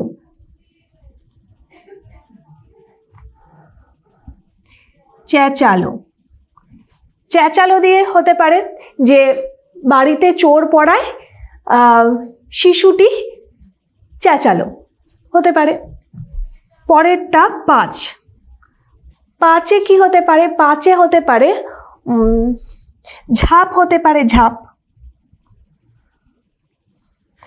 আমরা এটা বলতে পারি যে একটি মানুষ জলে হঠাৎ করে, পুকুরে হঠাৎ করে পড়ে যাওয়ায় আর একজন মানুষ পুকুরে ঝাঁপ দিল, বা শিশুটি জলে পড়ে যাওয়ায় একজন সাঁতারু তৎক্ষণাৎ ঝাঁপ দিল, হতে পারে। তাহলে আমরা 5টা চন্দ্রবিন্দু দিয়ে শব্দ পেলাম, এবং এইগুলোকে কিভাবে ব্যবহার করলাম দেখো, ঝাঁপ দিল, বাঁধলো, এই ধরনের লাস্টের দিকে দেখো কাঁদলো মানে কাদা শুরু করলো, এই ধরনের আমরা বাক্যগুলো ব্যবহার করলাম। ফলে এগুলো ক্রিয়া হিসাবেই কিন্তু বাক্যের মধ্যে ব্যবহৃত হয়েছে। পরের প্রশ্ন চলে যাব। পরের প্রশ্ন 2-এ লেখা আছে, দেখো গুনগুন লেখা আছে, মৌমাছি যেভাবে ডানার একটানা আওয়াজ করে তাকে গুনগুন বলে। যে আমরা আমাদের কিছু শব্দ আছে, যেমন গুনগুন, টনটন, ফনফন, ঢনঢন, এই ধরনের আওয়াজগুলো, তাকে গুনগুন বলে। বাস্তব ধ্বনির অনুকরণে, অর্থাৎ বাস্তব যেরকম ধ্বনি হয়, যেরকম আওয়াজ যেমন সাধারণত আমরা কানে শুনি, তৈরি হওয়া এই ধরনের শব্দকে বলে অনুকারী বা ধন্যাত্মক শব্দ। অর্থাৎ অনুকারী বা ধন্যাত্মক মানে যেরকম ঠিক শোনা হয় সেই সমস্ত মানে অনুকরণ করা হচ্ছে, সেগুলোকে বলা হয় ধন্যাত্মক শব্দ। এবং বাংলায় এই ধন্যাত্মক শব্দের প্রভাব এক অসাধারণ মহিমা দিয়েছে, এবং বাংলার ক্ষেত্রেই এটা দেখতে পাওয়া যায়, মজার বিষয়। নিচে কয়েকটি ধন্যাত্মক শব্দ শিখে নিতে পারবে। এই যে বললাম যে ঢন ঢন, ঠন ঠন, ভন ভন, এগুলো সবই ধন্যাত্মক শব্দ। এই ধন্যাত্মক শব্দ আমাদের বাংলা ভাষার ক্ষেত্রে এক অভূতপূর্ব দান, এবং রবীন্দ্রনাথ এই ধন্যাত্মক শব্দকে বিশেষভাবে মানে আমাদের মানে বাংলা ভাষাকে যে সমৃদ্ধ করেছে সে কথা বলে গেছেন। দেখো এখানে তোমাদের একটা চার্ট আছে, সেই চার্টে দেখো লেখা আছে ক আর খ। এবারে তোমাদেরকে এটা করতে হবে, কিরকম আওয়াজ কার সাথে কিরকম আওয়াজ মিলবে আমরা দেখে নেব। আচ্ছা, পাখা, পাখাটাকে দেখছি চলছে কলকল করে, পাখা কলকল করে নিশ্চয়ই চলে না। বাসনগুলো ঝনঝন করে ভেঙে গেল, হলো না।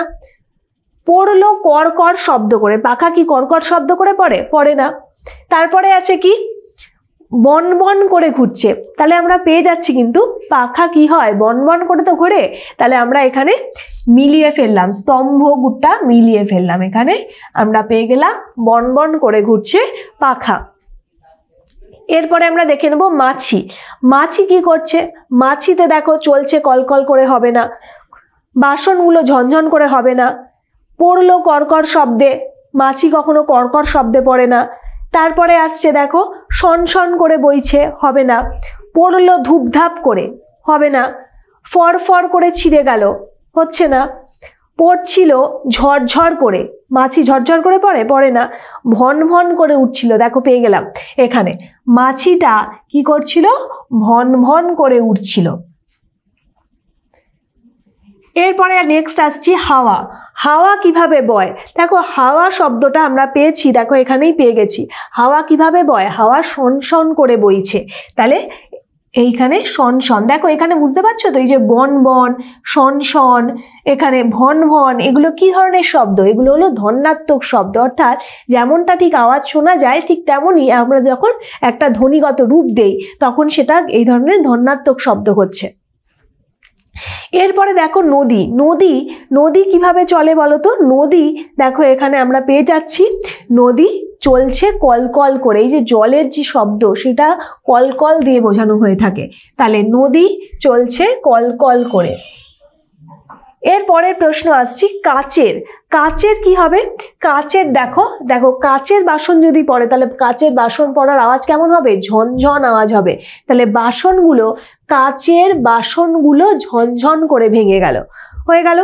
এরপরে আসছি বাজ, বাজটা কোথায় হবে? বাজটা দেখো আসছে, দেখো পড়লো কড়কড় শব্দ করে, বাজের কি ধরনের আওয়াজ হতে পারে? কড়কড় শব্দের আওয়াজ হতে পারে, তাহলে বাজ পড়লো কড়কড় শব্দ করে। নেক্সট আসছি পটকা, পটকা কিভাবে হবে বলো? পড়লো ধূপধাপ করে, ফরফর করে ছিঁড়ে গেল, পড়ছিল ঝরঝর করে, ফাটছিল দুমদাম করে, তাহলে পটকা কিভাবে হবে? পটকা অবশ্যই ফাটছিল দুমদাম করে। নেক্সট আসছে বৃষ্টি, বৃষ্টি কিভাবে পড়ছিল? বৃষ্টি পড়ে কিভাবে? বৃষ্টি পড়ছিল ঝরঝর করে, অর্থাৎ মুষলধারায় বৃষ্টি, সেই মুষলধারায় বৃষ্টিকে আমরা বলে থাকি ঝরঝর করে, তাহলে এটা হয়ে যাচ্ছে এটা। এরপরে আসছে কাগজটা, কাগজটা কি হবে? কাগজটা কি হবে? দেখো ফরফর করে ছিঁড়ে গেল আর পড়লো ধূপধাপ করে, কাগজটা কি হবে? অবশ্যই ফরফর করে ছিঁড়ে গেল, কাগজটা ফরফর করে ছিঁড়ে গেল। আর লাস্ট একটাই বাকি আছে কয়েকটা তাল, অবশ্যই এটা কি হবে? পড়লো ধূপধাপ করে, তাল যখন পড়ে তখন সেই তাল পড়ার আওয়াজ ধূপধাপ আওয়াজ হয়। তাহলে আমরা আমাদের এই ক আর খ এর স্তম্ভটা মিলিয়ে ফেললাম। নেক্সট চলে আসছি কি আছে দেখে নেব। 3 আছে দেখো আমার মায়ের গাওয়া কত না গানের কলি, এখানে মায়ের গাওয়া শব্দবন্ধটি, এই যে মায়ের গাওয়া শব্দবন্ধটি একটি বিশেষণের কাজ করছে। দেখো এই যে আমার মায়ের গাওয়া, দেখো শব্দবন্ধটি একটি বিশেষণের কাজ করছে, এরকম আরো অন্তত 5টি তৈরি করো, একটি করে দেয়া হলো মায়ের দেয়া মোটা কাপড়। তাহলে দেখো এখানে বিশেষণের কাজ করছে মায়ের দেয়া, এই যে শব্দটা, এই শব্দটা কিসের কাজ করছে? বিশেষণের কাজ করছে। কারণ বিশেষণ কোনগুলোকে বলছে? যখন বিশেষ্যের আগে বসে যখন তার দোষ গুণ পরিমাপ কিছু একটা বোঝাতে চাইছে, স্থান, তাহলে সেগুলোকে বোঝাচ্ছে বিশেষণ। তাহলে এখানে এই যে মোটা কাপড় সেটা কার দেয়া না মায়ের দেয়া, এটা বিশেষণ হিসাবে ব্যবহৃত হয়েছে। তাহলে এই ধরনেরই কটা শব্দ তৈরি করতে হবে? আমাদের 5টা শব্দ তৈরি করতে হবে। তাহলে আমরা বলতে পারি, আমরা একটা লিখতে পারি মায়ের বলা রূপকথা, এটা হতে পারে।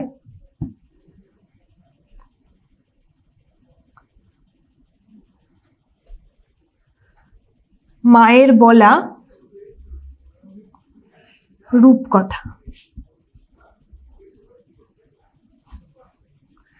2 নম্বরে কি হতে পারে?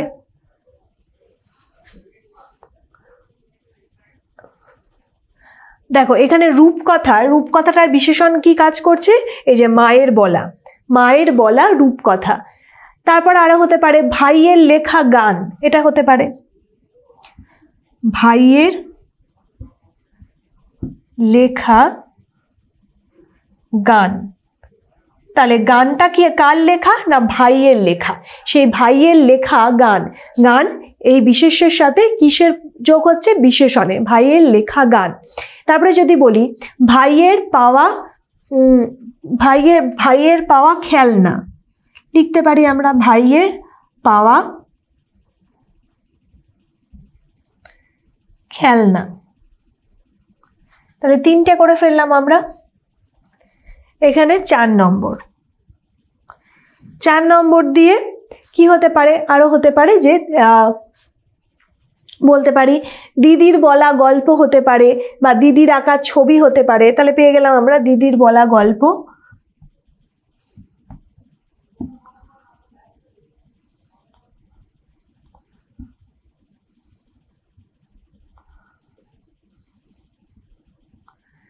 দিদির আঁকা ছবি।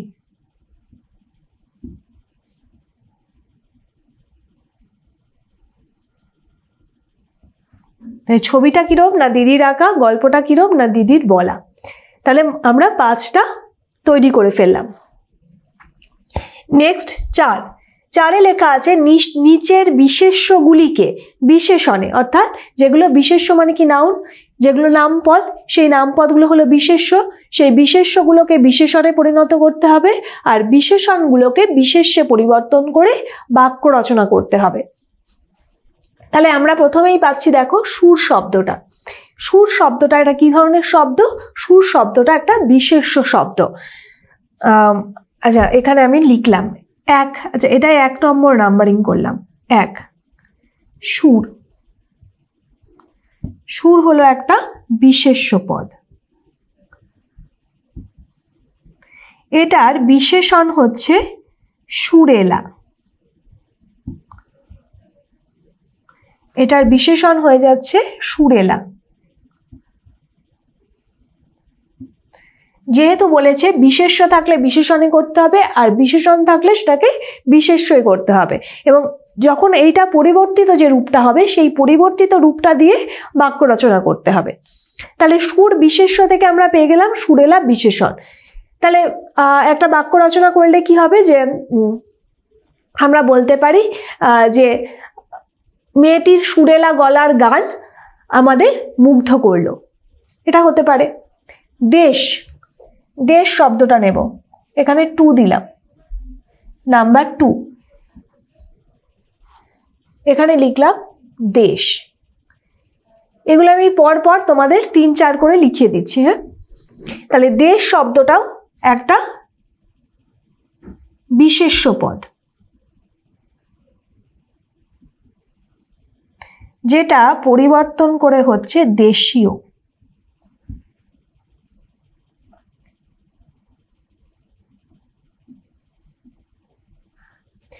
দেশীয় দিয়ে একটি বাক্য রচনা করতে হবে। দেশীয় দিয়ে বলা যেতে পারে যে আজকাল আর দেশীয় জিনিস মানুষ তেমন কদর করে না, আজকাল দেশীয় জিনিসের তেমন মানুষ কদর করে না, এটা লেখা যেতে পারে। নেক্সট চলে যাব 3 নম্বর মাঠ। 3-এ লিখলাম মাঠ। মাঠ শব্দটা কি ধরনের শব্দ? মাঠ শব্দটাও একটা বিশেষ্য পদ। তাহলে মাঠ থেকে হচ্ছে বিশেষ্য পদ, মাঠ থেকে হচ্ছে মেঠো, যেটি বিশেষণ। বিশেষণ আমরা মেঠো দিয়ে কি ধরনের বাক্য রচনা করতে পারি? মেঠো দিয়ে বলতে পারি যে মেঠো সুরে মধু দাদা গান গাইছে, মেঠো সুরে মধু দাদা গান গাইছে। আচ্ছা নেক্সট কি আছে? নেক্সট আছে 4-এ আছে বন। বনটা কি ধরনের শব্দ? বনটাও হলো একটি বিশেষ্য শব্দ, বিশেষ্য পদ। বন বিশেষ্য। তাহলে বিশেষ্য থাকলে আমাদের পরিবর্তন কিসে করতে হবে? বিশেষণে পরিবর্তন করতে হবে, আর বিশেষণে পরিবর্তন করলে সেটা হয়ে যাচ্ছে বুনো।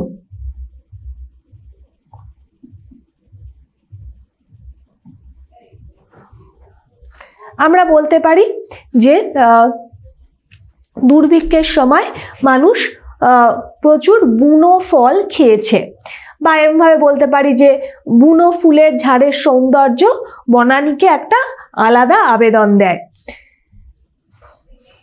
নেক্সট চলে যাব আমরা 5-এ। 5-এ লেখা আছে মিষ্টি। দেখো মিষ্টি, তাহলে এখানে আমরা লিখে ফেলবো 5 মিষ্টি। এই মিষ্টিটাও কি ধরনের শব্দ? মিষ্টিটাও একটা হলো বিশেষ্য পদ। তাহলে মিষ্টিটা আমরা লিখে ফেললাম। আচ্ছা মিষ্টি শব্দটা না, এটা মিষ্টি শব্দটা বিশেষণ পদ, এটা বিশেষণ পদ।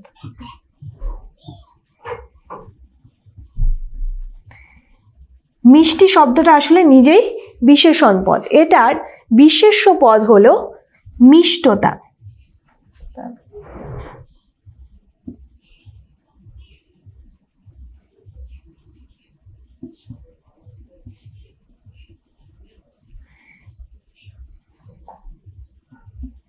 তাহলে এটা আমরা একটু অপোজিট দেখলাম। মিষ্টির অপোজিট হচ্ছে মিষ্টতা। আমরা বলতে পারি যে সুমিতের কথার মিষ্টতা আমাদের খুবই আনন্দ দিল, এটা হতে পারে। নেক্সট 6 কি আছে? 6 আছে মুখর। মুখর, তাহলে 6 এখানে লিখে ফেলবো আমরা। 6 মুখর। এই মুখর শব্দটা কি ধরনের শব্দ? মুখর শব্দটা হলো একটি বিশেষণ। এটাকে যখন আমি বিশেষ্যে পরিবর্তন করছি তখন সেটাকে হয়ে যাচ্ছে মুখরতা। মুখরতা, মুখরতা বলতে সে খুব মুখর, মানে ঝগড়ুটে টাইপের, এরকম ভাবে বলতে হয়, মানে এই ধরনের কথার অর্থ হিসাবে মুখরতা কথাটা ব্যবহার হয়। তাহলে মুখরতা দিয়ে আমরা ব্যবহার করতে পারি যে মুখরতা কে অনেকে বাচালতা বলে মনে করেন। মুখরতাকে অনেকে বাচালতা বলে মনে করেন, মানে যে অনেক কথা বলে যাচ্ছে এবং অযথা বা ঝগড়া করে যাচ্ছে, সেই মানে সেই হিসাবে ঝগড়াও নয়, বিশেষ করে খুব বেশি কথা বলা, যারা মুখর অনেক বেশি, সেই মুখরতাকে অনেক বেশি বাচালতা বলে মনে করেন অনেকে। এটা লিখতে পারি আমরা, মানে মুখরতার ঝগড়া নয়, মানে মুখর বলতে সেই হিসাবে খুব বেশি কথা বলাই। নেক্সট আসছি আমরা 7 নম্বর, ইতিহাস। আচ্ছা, 7-এ আছে ইতিহাস, 8-এ আছে ফুল। এই দুটোই আমি নিয়ে নিচ্ছি একসাথে।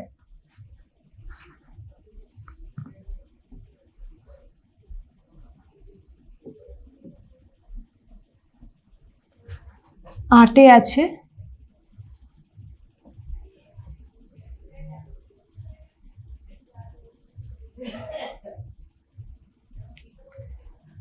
আছে ফুল। আচ্ছা, এখানটায় লিখে দিচ্ছি, এখানে জায়গাটা কম রেখেছি। আচ্ছা, ইতিহাস শব্দটা কি? ইতিহাস শব্দটা হলো একটি বিশেষ্য। এটা ঐতিহাসিক হয় বিশেষণে, ঐতিহাসিক। আর ফুল, এই ফুল শব্দটাও একটা বিশেষ্য, এটা বিশেষণে হচ্ছে ফুলেল।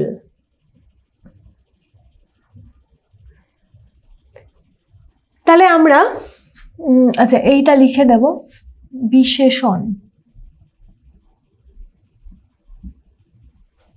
আর এটাও বিশেষণ।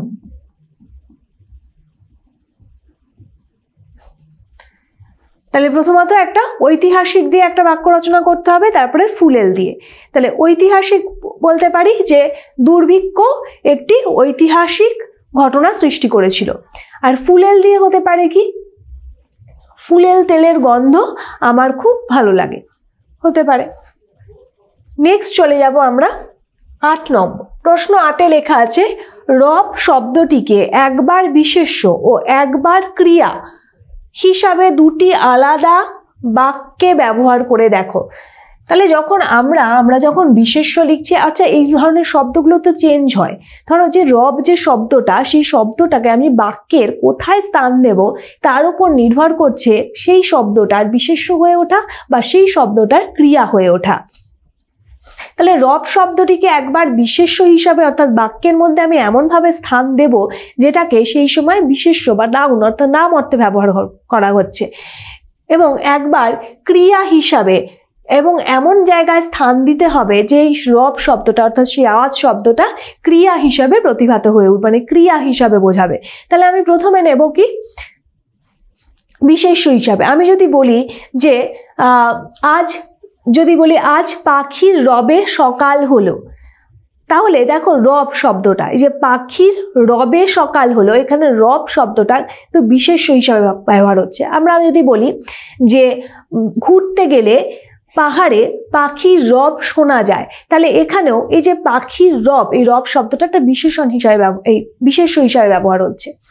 এবং ক্রিয়া হিসাবে যদি আমি এটাকে একইভাবে ব্যবহার করি, তখন আমি বলতে পারি যে এখানে আমি রব অর্থাৎ আমি থাকবো সকলের কাছে, বা আমি রব সকলের পিছে।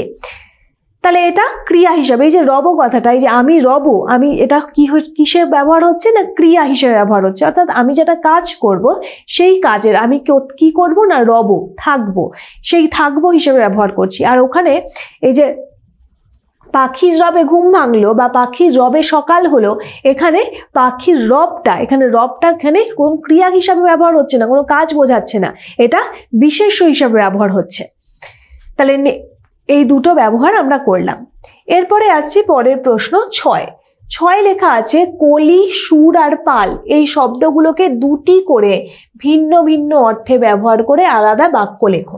তাহলে প্রত্যেকটার অর্থ হয়তো পরিবর্তিত হয়ে যাবে, মানে হয়তো না, পুরোটাই পরিবর্তিত হয়ে যাবে। দুটো ভিন্ন অর্থ, অর্থাৎ আলাদা আলাদা দুটো অর্থে এই একই শব্দকে আমরা ব্যবহার করব, কিন্তু যার দুটো অর্থ অন্যরকম হবে।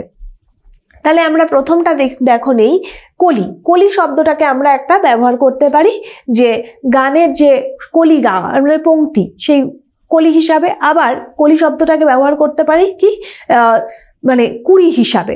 তাহলে আমরা বলতে পারি যে সকালবেলা কত কলি ফুটেছে গাছে দেখো, তাহলে কলি এখানে ব্যবহার করলাম ফুলের কুড়ি হিসাবে। আবার আমি যদি বলি যে সিদ্ধার্থ গুনগুন করে একটা চেনা গানের কলি ভাজছে, তাহলে এখানে সিদ্ধার্থ কি করছে না, গানের কলি ভাজছে। তাহলে কলি অর্থে এখানে সেই একটা পংক্তির কথা বলা হচ্ছে, সঙ্গীতে একটা পংক্তির কথা বলা হচ্ছে। এরপরে আসছি সুর শব্দটাও আমরা দুভাবে ব্যবহার করতে পারি। একটা সুর কি, যে সুর সঙ্গীতের মতো, মানে যদি বলি আমরা যে আমার রবীন্দ্রসঙ্গীতের সুর খুব ভালো লাগে, তাহলে সেই সুরটা সঙ্গীতের অর্থে ব্যবহার হচ্ছে। আর একটা সুর হতে পারে কি, সেই সুর এবং অসুর, সেই সুর অর্থাৎ অসুররা একদিন সুরের কাছে পরাজিত হয়। এখানে সুর বলতে সেই দেবতা, সেই অসুররা একদিন সুরের কাছে পরাজিত হয়। এরপরে আসছি পাল শব্দটাও আমরা দুভাবে ব্যবহার করতে পারি। পাল অর্থে একটা হলো সেই মানে দল বোঝাতে, সমষ্টি বোঝাতে ব্যবহার করা হয়ে থাকে। আর একটা পাল হলো সেই নৌকার পাল, সেই অর্থে ব্যবহার হতে পারে। তাহলে একটা পাল অর্থে আমরা বলতে পারি যে রাখাল গরুর পাল নিয়ে যায় মাঠে, এটা দিয়ে করতে পারি। আর একটা হতে পারে যে জলের গতিক বুঝে নৌকায় পাল তুলে দাও। তাহলে দুটো ধরনের আমরা বাক্য করলাম। 7 নম্বর প্রশ্নে, তাহলে 7 নম্বরে কি লেখা আছে দেখো, মুখ শব্দটিকে 5টি আলাদা আলাদা অর্থে ব্যবহার করে 5টি আলাদা বাক্য লেখো। তাহলে এই যে মুখ শব্দটা, এই মুখ শব্দটাকে আমাদের 5টা আলাদা আলাদা অর্থে ব্যবহার করতে হবে। তাহলে এমনটা তো হতেই পারে যে ধরো আমরা যদি বলি মুখ তুলে তাকানো, এই মুখ তুলে তাকানো আমরা কিসের অর্থে, আনন্দ অর্থে, প্রসন্নতা অর্থে ব্যবহার করি। তাহলে এই মুখ তুলে তাকানো দিয়ে আমরা একটা বাক্য রচনা তৈরি করতেই পারি। যেমন আমরা বলতে পারি যে দেবতা মুখ তুলে তাকালেন বলেই অভাবের ঘরে আবার অর্থ আসলো, এটা বলতে পারি। এরপরে আরো একটা বলতে পারি যে আমরা যখন বলি কারুর মুখ উজ্জ্বল হয়েছে, কেন বলি আমরা মুখ উজ্জ্বল হয়েছে, অর্থাৎ এক ধরনের গৌরব প্রকাশ করতে। আমরা বলতে পারি যে ছেলেটা খুব ভালো, সে গরিব হলেও অনেক কষ্ট করে পড়াশোনা করে উচ্চ মাধ্যমিকে ভালো রেজাল্ট করায় সে তার মা বাবার মুখ উজ্জ্বল করলো, তাহলে গৌরব প্রকাশ অর্থে ব্যবহার করলাম। আবার আমরা খারাপ কথা অর্থে ব্যবহার করতে পারি মুখ শব্দটা, যেমন মুখ খারাপ করো না, কথায় কথায় এটা বলতে পারি কথায় কথায় মুখ খারাপ করা তার অভ্যাস, এই কথাটা এমন বলতে পারি, অর্থাৎ খারাপ কথা অর্থে ব্যবহার করলাম। তাহলে 3 ধরনের আমাদের হয়ে গেল, একটা হলো গৌরব অর্থে, আর একটা হলো আনন্দ বা প্রসন্নতা অর্থে, আর একটা খারাপ কথা বলতে। আর একটা হতে পারে যে মুখ ঝামটা যখন আমরা বলছি তখন এই মুখ ঝামটা শব্দটা কিসের অর্থে, অর্থাৎ কাউকে ভৎসনা করা অর্থে ব্যবহার হয়। যেমন আমরা বলতে পারি যে মুখ ঝামটা মেরে কথা বলো না কাউকে, এটাও একটা বাক্য তৈরি করলাম তাহলে মুখ শব্দটাকে দিয়ে। তাহলে আমাদের 4টে হয়ে গেল। আর একটা হতে পারে যে অভিমান অর্থে আমরা কি ব্যবহার করতে পারি, যখন আমরা বলি মুখ ভার করে থাকা, আমরা বলতে পারি যে মায়ের বকুনি খেয়ে ছোট্ট মেয়েটি মুখ ভার করে থাকলো, এই কথাটি বলতে পারি। তাহলে মুখ দিয়ে আমরা সমস্ত রকম বাক্য অর্থাৎ 5টা যে বাক্য সেটা ভিন্ন ভিন্ন অর্থে, দেখো আলাদা অর্থে বলেছে, অর্থাৎ ভিন্ন ভিন্ন অর্থে আমরা ব্যবহার করে দেখালাম। এরপরে আমরা চলে যাব নেক্সট প্রশ্ন 8। আচ্ছা 8, এটা 8 হবে। আমরা তোমাদের দেখবে কোশ্চেনে লেখা আছে যেটা, সেটা হলো তোমাদের 8-এর মানে 8.1 এভাবে লেখা আছে, আমি এখানে ক খ গ ঘ দিয়ে নাম্বারিং করেছি। তাহলে প্রথম প্রশ্নটা কি আছে দেখো, একটি বা দুটি বাক্যে উত্তর দাও। লেখা আছে পাখি সব করে রব, উদ্ধৃতাংশটি কার লেখা, কোন কবিতার অংশ? কার লেখা, কোন কবিতার অংশ? কবিতাটি তার লেখা কোন বইতে রয়েছে? কবিতাটি তার লেখা কোন বইতে রয়েছে? তাহলে প্রথমে বলতে হবে উদ্ধৃতাংশটি কার লেখা, বলতে হবে উদ্ধৃতাংশটি মদন মোহন তর্কালঙ্কারের প্রভাত বর্ণন কবিতার থেকে নেওয়া হয়েছে। এবং তারপরে লেখা আছে কোন কবিতার অংশ, কোন কবিতার অংশ না, কবিতাটি মদন মোহন তর্কালঙ্কারী শিশু শিক্ষার বই থেকে গ্রহণ করা হয়েছে। এই বইটি 3 খণ্ডেও ছিল, এই 3 খণ্ডের প্রথম ভাগে এই কবিতাটি রয়েছে। নেক্সট কি আছে পার্ট দেখো, কবিতাটি তার লেখা কোন বইতে রয়েছে। তাহলে আমরা বললাম তাহলে কোন কবিতার অংশ, তাহলে কোন কবিতার অংশ সেটাও বলতে হবে। তারপরে লেখা এই 3 খণ্ডের মধ্যে থেকে প্রথম খণ্ডে রয়েছে সেটা বলতে হবে, মদন মোহন তর্কালঙ্কারের প্রভাত বর্ণনের। এরপরে আসছি পরের প্রশ্ন খতে, এই পংক্তিটি পাঠের সুরকে মন্ত্রের মতো বলা হয়েছে কেন? এই পংক্তিটি পাঠের সুরকে মন্ত্রের মতো বলা হয়েছে কেন? অর্থাৎ যখন আমরা বলছি পাখি সব করে রব, রাতি পোহাইল, কাননে কুসুম কলি সকলে ফুটিল, অর্থাৎ এই যে পংক্তিটা, এই পংক্তিটা পাঠের সময় কবির মনের মধ্যে এক মন্ত্র পাঠের মতো এক স্বর্গীয় অনুভূতি সৃষ্টি হয়, তাই একে তিনি মন্ত্রের মতো বলেছেন।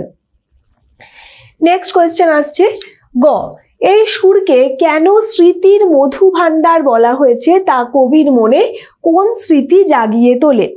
এই সুর কবির শৈশবের মধু স্মৃতিগুলোকে জাগিয়ে তোলে, তাই একে স্মৃতির মধু ভাণ্ডার বলা হয়েছে। কেন বলা হয়েছে না, সেই মধু স্মৃতিকে সে জাগিয়ে তোলে। এই সুর তা কবির মনে কোন স্মৃতি জাগিয়ে তোলে? এই সুর কবির মনে তার দেশ, মাঠ, বন, নদী, এমনকি যে লোকগানগুলোর কথা উল্লেখ করেছেন, যে জারি, সারি, ভাটিয়ালি, মুর্শিদি, মায়ের মুখ, এই সমস্ত কিছু, অর্থাৎ সেই শিকড়কে তার মনে করিয়ে দেয়। এরপরে আসছি নেক্সট ঘ। ঘতে লেখা আছে সেই আমার দেশ, মাঠ, বন, নদী, 2 বঙ্গ মিলিয়ে 3টি অরণ্য ও 5টি নদীর নাম লেখো। 2 বঙ্গ বলতে একটা হলো পূর্ববঙ্গ, পূর্ববঙ্গ মানে বাংলাদেশ, আর একটা হলো পশ্চিমবঙ্গ। তাহলে 2 বঙ্গ মিলিয়ে 5টা বলেছে নদীর নাম লিখতে এবং 3টে অরণ্য বলতে। তাহলে আমাদের দেশের অরণ্য বলতে আমরা পশ্চিমবঙ্গের কটা অরণ্য, আমরা সুন্দরবন পাই, তারপরে গরুমারা ফরেস্ট পাই, জঙ্গল পাই, এবং বাংলাদেশের মধ্যে একটা বলতে পারো মধুমতি, এছাড়াও একটা মানে আর একটা যেটা আছে সেটা হলো ভোলা। আর পশ্চিমবঙ্গের নদীগুলোর মধ্যে কি বলতে পারো, গঙ্গা, দামোদর, এগুলো পশ্চিমবঙ্গের নদী। আর বাংলাদেশের মধ্যে কি পড়ছে, বাংলাদেশের মধ্যে পড়ছে পদ্মা, মেঘনা। আচ্ছা 5টি নদী বলেছে, তাহলে আমাদের পশ্চিমবঙ্গের মধ্যে আর একটা কি পড়বে, তিস্তা পড়বে। নেক্সট উয়াতে দেখো এটা হলো টিকা লেখো, টিকা লেখো। আচ্ছা টিকাটা এটা টয় দীর্ঘি হবে, টিকা। টিকা লেখো জারি, সারি, ভাটিয়ালি, মুর্শিদি, বিন্নি ধান, কথকথা আর রূপকথা।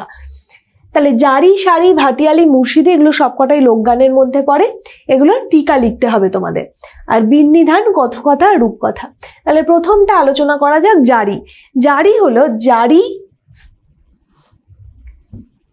বা জারি থেকে এই শব্দটা এসেছে।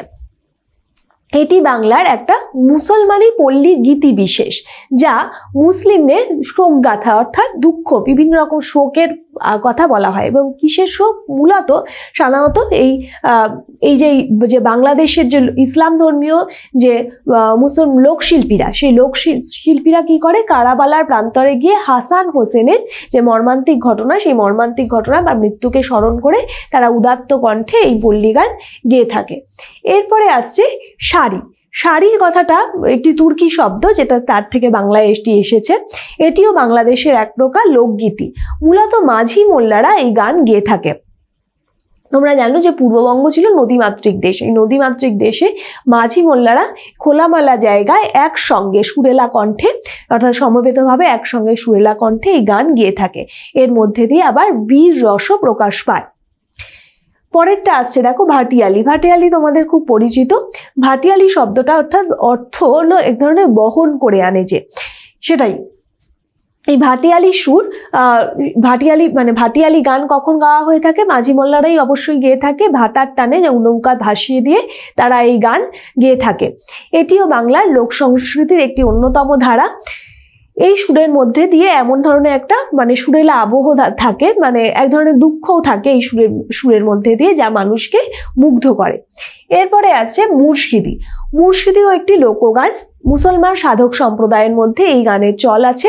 সাধারণত পীররা এই গান গেয়ে থাকে, এদেরকে মুর্শিদি বলা হয়, অর্থাৎ পীরেদের গান।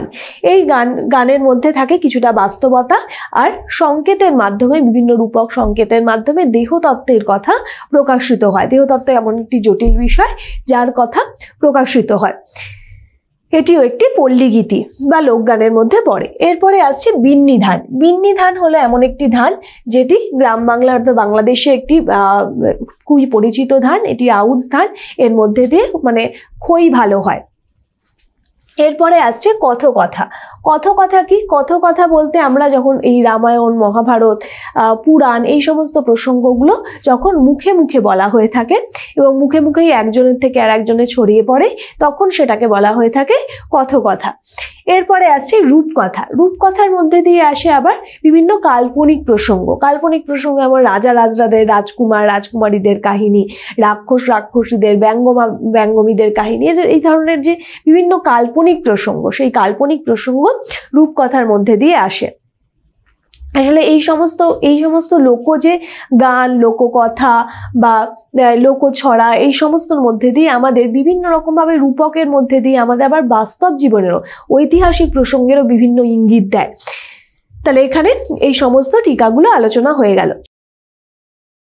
এরপরে আসছি পরের প্রশ্ন। চতে তোমার জানা দুটি পৃথক লোকসঙ্গীতের ধারার নাম লেখো।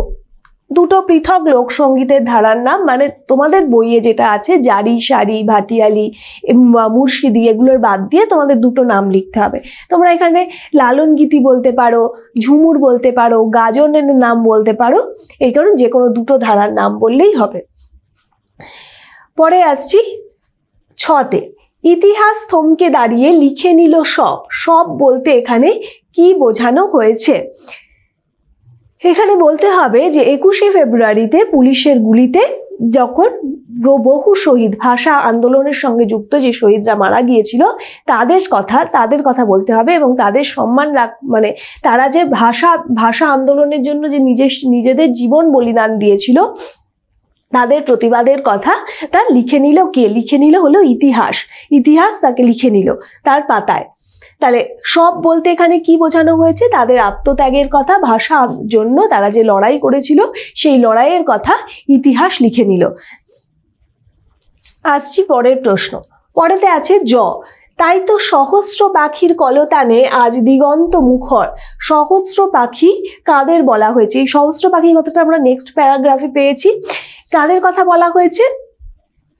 যারা বাংলা ভাষায় যারা কথা বলে, গান গেয়ে যারা আনন্দ প্রকাশ করে, যারা তার মধ্যে দিয়ে স্বস্তি পায়, আনন্দ পায়, তাদের কথা বলা হয়েছে। অর্থাৎ যখন অবশেষে বাংলাদেশ, পূর্ববঙ্গে অবশেষে বাংলাকে রাষ্ট্রভাষা হিসেবে স্বীকৃতি দেওয়া হলো, সেই সময় এই কথাটা কবি লিখছেন যে তাই তো সহস্র পাখির কলতানে আজ দিগন্ত মুখর। যারা আমরা বাংলা ভাষায় কথা বলে, গান গেয়ে যারা তৃপ্তি পাই, তাদের কথাই এখানে সহস্র পাখির ব্যঞ্জনায় তুলে ধরা হয়েছে।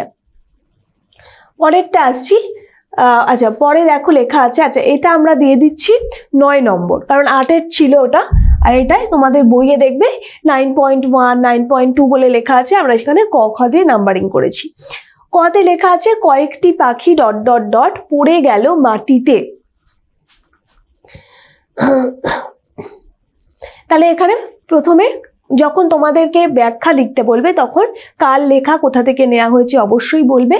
তারপরে বলতে হবে যে এই যে কয়েকটি পাখি পড়ে গেল মাটিতে, এর অ্যানালিসিস করতে হবে। এটা কিভাবে বলতে হবে যে উর্দুকে যখন পূর্ব পাকিস্তানের রাষ্ট্রীয় ভাষা হিসাবে চাপিয়ে দেওয়া হয়, সেই সময় সেই চক্রান্তের বিরুদ্ধে সরব হয়েছিল সেখানকার মানুষ। তাদের প্রতিবাদী যে মিছিল বেরিয়েছিল, সেই মিছিলের ওপর সেই সময়কার পাক সেনা গুলি চালিয়েছিল এবং সালাম, বরকত, রফিক, সফিউর, জব্বার এইসব মানুষরা, সেই সময়কার তরুণ বিপ্লবীরা মারা গিয়েছিল। সেই সমস্ত ভাষা শহীদরা গুলিবিদ্ধ হয়ে একে একে পাখির মতো ঝরে পড়েছিল। সেই কারণেই বলা হয়েছে, অর্থাৎ সেই ভাষা আন্দোলনের প্রসঙ্গ তুলে তাদের ওপর যে সেই শান্তিপূর্ণ মিছিলের ওপর যে গুলি চালানো হয়েছিল এবং সেই তরুণ বিপ্লবীরা যে মারা গিয়েছিল, সেই কথা লিখে তোমাদের এই ব্যাখ্যাটা সম্পূর্ণ করতে হবে। এরপরে আছি নেক্সট, সেই শোকে কালবৈশাখীর ঝড় উঠল আকাশে। সেই শোকে কালবৈশাখীর ঝড় উঠল আকাশে। কখনের কথা বলা হয়েছে, অর্থাৎ সেই যে মৃত্যু হয়ে গেল, সেই শহীদদের মৃত্যু হয়ে গেল, তারপরে সেটা কালবৈশাখীর ঝড় উঠল আকাশে। অর্থাৎ মাতৃভাষার অধিকার নিয়ে যে আন্দোলনকারীদের ওপর যে পাক সেনার যে গুলি ছুড়েছিল, সেই নির্যাতনে সেই সময় বাংলাদেশের মানুষরা কি উঠেছিল, ক্ষেপে উঠেছিল। এত মৃত্যু হয়েছিল। এক শান্তিপূর্ণ মিছিলের মধ্যে দিয়ে সেই সমস্ত তরুণ বিপ্লবীদের প্রাণ কেড়ে নেওয়া হয়েছিল। এর ফলে গড়ে উঠেছিল প্রতিরোধ, এবং এই প্রতিরোধের আন্দোলনের ফলে যেটা হয়েছিল, এক গণ আন্দোলন তৈরি হয়েছিল। এবং এই সময় যে ভয়ঙ্কর পরিস্থিতি, এক ধরনের সামাজিক রাজনৈতিক পরিস্থিতি, এই যে সংগ্রাম, তার সঙ্গে এটাকেই কালবৈশাখী ঝড়ের সঙ্গে তুলনা করা হয়েছে। নেক্সট আসছি গ, কথায় কথায় কথকথা কত রূপ কথা। তাহলে আমাদের যে জীবন, সেই জীবনে আমাদের মধ্যে আমরা ছোটবেলা থেকে আমরা মা, দিদা, ঠাম্মু সবার কাছ থেকে আমরা কথকথা, রূপকথা ইত্যাদি শুনে থাকি। তাহলে বাঙালি জীবনে আসলে এই কথকথা, রূপকথা ইত্যাদির মধ্যে দিয়ে তার চিন্তা ভাবনা, কল্পনা, তার সংস্কৃতি, এই সমস্ত কিছু উঠে আসে। ভাষা আন্দোলনেও বাঙালির যে জয়, সেই জয়ের মধ্যে দিয়ে আসলে আমাদের সেই কথকথা, রূপকথা, আমাদের যে অরিজিন, অর্থাৎ আমাদের যে শিকড়, সেগুলোই পুনঃপ্রতিষ্ঠিত হয়। সেই কারণেই বলা হয়েছে যে কথায় কথায় কথকথা কত রূপকথা।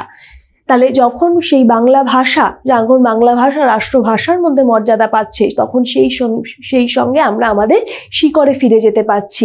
আমাদের যে লৌকিক ঐতিহ্য, সেই লৌকিক ঐতিহ্যই তো আমাদের শিকড়ের কথা বলে। আমরা আমাদের শিকড় থেকে যদি বিচ্ছিন্ন করে দেওয়া হয় তাহলে আমরা হারিয়ে যাব, আমাদের সংস্কৃতি হারিয়ে যাবে, আমাদের চিন্তা ভাবনা বোধ সমস্তটাই দাঁড়িয়ে আছে সেই আমাদের শিকড়ের ওপর। এই কথকথা, রূপকথাও ঠিক তেমনই আমাদের অনেকভাবে সমৃদ্ধ করে তুলেছে। পরের প্রশ্নে আসছি ঘ, তাই তো আজ দেখো এ মিছিলে এসে দাঁড়িয়েছেন আমার মা। কি বলা হয়েছিল, যে যখন মিছিল এসেছে তখন কবি শেষের দিকে আমরা এই লাইনটা পাচ্ছি, যে যখন মাতৃভাষা অর্থাৎ বাংলা ভাষা, সেই হিসাবে আমরা বুঝতে পারছি, যে ইতিহাস দেখলে বুঝতে পারছি যে বাংলা ভাষা রাষ্ট্রভাষার মর্যাদা পাচ্ছে, এবং মাতৃভাষার সেই সম্মান রক্ষার জন্যেই তার মাও সবার সাথে এসে দাঁড়িয়েছেন, কারণ তিনিও বাংলা ভাষায় কথা বলেন। মাতৃভাষা মাতৃভাষা বাংলা তারও মুখের ভাষা, এবং এই মুখের ভাষা যদি প্রতিষ্ঠিত না হয় তাহলে কোনো দেশেরই মাতৃভাষা যদি প্রতিষ্ঠিত না হয় তাহলে কোনো দেশেরই জাগরণ সম্ভব নয়। তাই মাতৃভাষাকে প্রতিষ্ঠিত করতে মা এসে দাঁড়িয়েছেন এই মিছিলে। আসছি পরের প্রশ্ন উঁ। আচ্ছা, উঁ না, এটা হলো নেক্সট আমরা পাচ্ছি। তাহলে এটা আমরা কি দিতে পারি, আমরা 10, তোমাদের 10.1 বলে মনে হয় আছে, একইভাবে আমি বলছি। আচ্ছা, এই কবিতায় পাখি শব্দের ব্যবহার কতখানি সার্থক হয়েছে তা কবিতার বিভিন্ন পংক্তি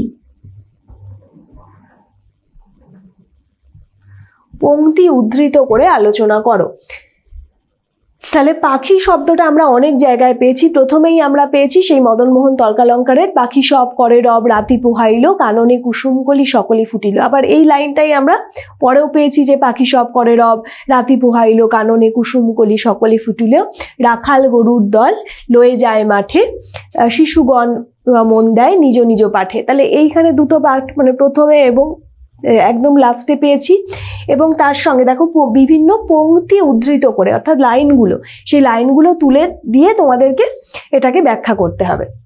এবং তার সঙ্গে আরও যেটা রয়েছে, তার সঙ্গে আরও প্রথম দিকে যে পাখিদের ঝরে পড়া, পাখিদের যে মৃত্যু, সেই মৃত্যুর মধ্যে দিয়ে যে শহীদের কথা, এবং তারপরে আবার পাখি সহস্র পাখির কলতান, এই সহস্র পাখির মধ্যে দিয়েও আবার কি পাওয়া যাচ্ছে, সেই শহীদদের কথা, অর্থাৎ সেই শহীদদের মৃত্যু হওয়ার পরে, সেই শহীদদের মৃত্যু হওয়ার পরে আবার যে বাংলা ভাষা যখন স্বীকৃতি পাচ্ছে, সেই বাংলা ভাষা যখন স্বীকৃতি পাচ্ছে সেই সময় যে আমাদের যে আনন্দ, যারা বাংলা ভাষায় কথা বলি, তাই সেটাই সহস্র পাখির কলতানের মধ্যে দিয়ে ব্যক্ত হয়ে উঠেছে।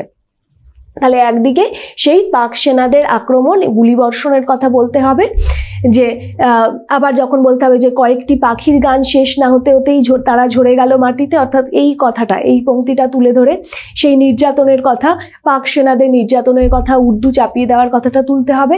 আবার যখন বলতে হবে সহস্র পাখির কলতানে দিগন্ত মুখরিত হয়ে উঠেছে, সেই সময় বোঝাতে হবে যে মাতৃভাষা যখন, বাংলা ভাষাকে যখন আমরা রাষ্ট্রভাষা হিসেবে মর্যাদা পাচ্ছে বাংলাদেশ, সেই সময় তার যে জয়গান, সেই জয়গানের কথা ব্যক্ত হয়েছে। তাহলে পাখি এখানে রূপক অর্থে ব্যবহৃত হয়েছে, এই রূপক অর্থে ব্যবহৃত হয়ে বিভিন্ন ক্ষেত্রে সেটা ব্যক্ত হয়েছে।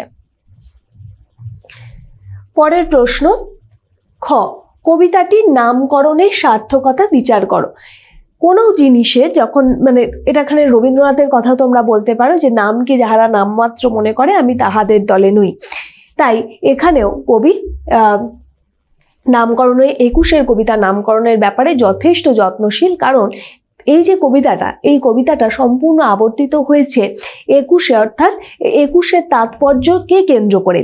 আমরা সেই 21-এর শহীদদের খুঁজে পেয়েছি, আমরা ভাষা আন্দোলনের যে ভাষা শহীদদের যে মৃত্যু, সেই ভাষা শহীদদের মৃত্যুকে আমরা বুঝতে পেরেছি পাখির মধ্যে দিয়ে, ঠিক আগের প্রশ্নটাই যেমন আলোচনা করলাম। এবং তারপরে তারপরে অবশ্যই এখানে বলবে যে আমরা 1947 সালে যখন দেশ স্বাধীন হলো, সেই সময় অর্থাৎ পশ্চিম পাকিস্তানের দায়ভার দিয়ে দেওয়া হলো পূর্ব পাকিস্তানের ওপর। তখন পশ্চিম পাকিস্তান কি করলো, পশ্চিম পাকিস্তানে উর্দু ভাষা তখন পূর্ব পাকিস্তানেও চাপিয়ে দিতে হলো, যেটা বাংলাদেশ। এবং সেই সময় থেকে যে ভাষা আন্দোলন যে তীব্রতর হয়ে উঠলো এবং নির্বিচারে গুলি চালানো হলো সেই ভাষা শহীদদের ওপর। এবং সেখান থেকে অর্থাৎ এই 21-এর কবিতার মধ্যে দিয়ে সেই 21-এ ভাষা আন্দোলনের যে ইতিহাস, সেই ইতিহাসকে আমরা পাচ্ছি, সেই ইতিহাসকে পাচ্ছি বলে এই নামকরণ যথার্থ হয়ে উঠেছে। সুতরাং ইতিহাসটা দিতে হবে এবং কতগুলো লাইন তুলেও তোমরা বলতে পারো ব্যাখ্যা, এই যে পাখি, সহস্র পাখির কলতান বা পাখিদের ঝরে পড়ার প্রসঙ্গ, এবং তার সঙ্গে আবার সেই আমাদের যে সংস্কৃতি, জারি, সারি, ভাটিয়ালি, এই সমস্ত লোকগান, কথকথা, রূপকথার মধ্যে দিয়ে আমাদের মাতৃভাষার সঙ্গে আমাদের যে চিন্তা ভাবনা, এইসব বোধের জাগরণ, এই সমস্ত কিছু ঘটে তার সঙ্গেও কবি এই কবিতার মধ্যে তুলে ধরেছেন। এবং সর্বোপরি এটা আরো প্রাসঙ্গিক হয়ে উঠেছে এক ঐতিহাসিক বর্ণনায়। সেই কারণেই কবিতাটির নামকরণ যথার্থ বা সার্থক হয়ে উঠেছে। এরপরে চলে যাচ্ছি আমাদের নেক্সট কোয়েশ্চেন, 11 নম্বর। শুধু মাতৃভাষার প্রতি শ্রদ্ধা ও দায়বদ্ধতা প্রকাশ নয়, এই কবিতায় রয়েছে আবহমানের ও অমরতার প্রতি বিশ্বাস। পাঠ্য কবিতাটি অবলম্বনে উপরের উদ্ধৃতিটি আলোচনা করো। তাহলে বলা হচ্ছে যে শুধু মাতৃভাষার প্রতি শ্রদ্ধা ও দায়বদ্ধতার প্রকাশ নয়, এই কবিতায় রয়েছে আবহমানের ও অমরতার প্রতি বিশ্বাস। পাঠ্য কবিতাটি অবলম্বনে উপরের উদ্ধৃতিটি আলোচনা করো। তাহলে 21-এর কবিতায় যে যে নামটা, সেই নামের কবিতাটি কবির মাতৃভাষা মানে 21 কবিতার মধ্যে দিয়ে আমরা দেখতে পাচ্ছি যে মাতৃভাষার প্রতি তার এক ধরনের আন্তরিক শ্রদ্ধা প্রকাশ পাচ্ছে। এবং এর পাশাপাশি এই কবিতায় কবি বাংলার যে আবহমান ঐতিহ্য, সেই ঐতিহ্যকেও তুলে ধরেছেন। এখানে রয়েছে কথকথা এবং রূপকথার উল্লেখ, রয়েছে দেশের জারি, সারি, ভাটিয়ালি, মুর্শিদি ইত্যাদি গানের কথাও। এমনকি কবি বিন্নি ধানের উল্লেখ করতেও ভোলেননি, অর্থাৎ যেটাও মাটির, আমাদের মাটির সম্পদ। আবার এই যে রাখালের গরুর পাল নিয়ে মাঠে চলে যাওয়া, এই যে দৈনন্দিন গ্রাম বাংলার বর্ণনা, শিশুদের পড়তে বসা, এই টুকরো টুকরো ছবির মধ্যে দিয়ে 21 কবিতায় আবহমান কালের বাংলাকে আমরা তুলে পেয়েছি। অবশেষে শহীদের আত্মদানের মধ্যে দিয়ে বাংলা ভাষা নিজের জায়গায় প্রতিষ্ঠিত হতে পেরেছে এবং ফলে আমাদের এই যে আমাদের সংস্কৃতি এবং জীবনকে এক অমরতা দান করেছে ইতিহাসের পাতায়। তাহলে আবহমানের সময়টা বলতে হবে যে আমাদের সংস্কৃতির কথা, সেখানে জারি, সারি, ভাটিয়ালির কথা উঠে আসছে। আবার অমরতার প্রসঙ্গে আমাদের যে অবশেষে বাংলা ভাষা প্রতিষ্ঠিত হতে পেরেছে এবং এই ভাষা আন্দোলন একটা বিরল দৃষ্টান্ত তৈরি করতে সক্ষম হয়েছিল। ভাষা শহীদদের মৃত্যু এক ধরনের বিরল দৃষ্টান্ত তৈরি করতে সক্ষম হয়েছিল, তা সেটাও বলতে হবে। তাহলে বলের মধ্যে দিয়ে পাঠ্যকবিতা অবলম্বনে উপরের উদ্ধৃতিটি আলোচনা করে যে শুধু মাতৃভাষার প্রতি শ্রদ্ধা ও দায়বদ্ধতার প্রকাশ নয়, এই কবিতায় রয়েছে আবহমান ও অমরতার প্রতি বিশ্বাস। তাহলে এটা দিয়ে তোমরা কোটেশনটা মানে অবশ্যই যেগুলো বিশ্লেষণ করছো সেই বিশ্লেষণগুলো দিয়ে তোমরা এটাকে কমপ্লিট করবে। এরপরে আসছি নেক্সট কোয়েশ্চেনে আছে, দেখো, মনে করো তুমি এমন কোনো জায়গায় দীর্ঘদিনের জন্য যেতে বাধ্য হয়েছ যেখানে কেউ তোমার মাতৃভাষা বোঝেন না। নিজের ভাষায় কথা বলতে না পারার যন্ত্রণা জানিয়ে বন্ধুকে একটি চিঠি লেখো। আচ্ছা, চিঠি কিভাবে লিখতে হয় সেই প্যাটার্নটা আমি অবশ্যই দেখিয়ে দেবো, আর চিঠির ভিতরে কি লিখবে সেটাও আমি তোমাদের মুখে বলে দেবো। তাহলে আমরা দেখো এখানে বলেছে যে দীর্ঘদিন, অনেক দিনের জন্য তুমি এমন কোথাও যেতে বাধ্য হয়েছে যে সেখানে তোমার মাতৃভাষা কেউ কিছু বোঝে না, তখন নিজের ভাষায় না কথা বলতে পারার যন্ত্রণা তুমি জানিয়ে একটা বন্ধুকে চিঠি লেখো। তাহলে আমরা একটা পেজ নিয়ে নেবো, নেক্সট পেজ। তাহলে এখানে ফার্স্টে তোমাদের দিতে হবে এটা হলো তোমার ঠিকানা। কিসে দিতে হবে? তোমার ঠিকানা, যেটাকে আমরা বলি প্রেরকের ঠিকানা। তোমার ঠিকানা, তোমার যা ঠিকানা আছে ধরো সেটা দিলে, দমদমে থাকো, নাগের বাজারে থাকো, এত দিলে। এরপরে দিতে হবে সেটা হলো তারিখ দিলে, অর্থাৎ তোমার ঠিকানা তোমার এই দিকে তোমার লেফট হ্যান্ড সাইডে যাচ্ছে। এরপরে আসছে এখানে, আচ্ছা, হেডিংটা দিয়ে নেবে যে কি বিষয় তুমি লিখতে চাইছো। এখানে একটা হেডিং দিয়ে নিলে, তারপরে হেডিংটা দেওয়ার পরে এখানে লিখলে যে প্রিয় সুজয়, লিখলে প্রিয় সুজয় দিয়ে লেখা শুরু করে এখানে ভিতরে কি বলতে হবে? বলতে পারো যে আমি চাকরি সূত্রে আমি এখন রায়পুরে রয়েছি, সেখানে রায়পুরে প্রথম এসেছি, এখানে সবাই হিন্দি ভাষায় কথা বলে, বা এমন কোনো জায়গার নাম বলতে পারো যেখানে সবাই হিন্দি ভাষায় কথা বলে, এবং সেখানে এসে আমি আমার মাতৃভাষায় কারোর সাথেই কথা বলতে পারছি না।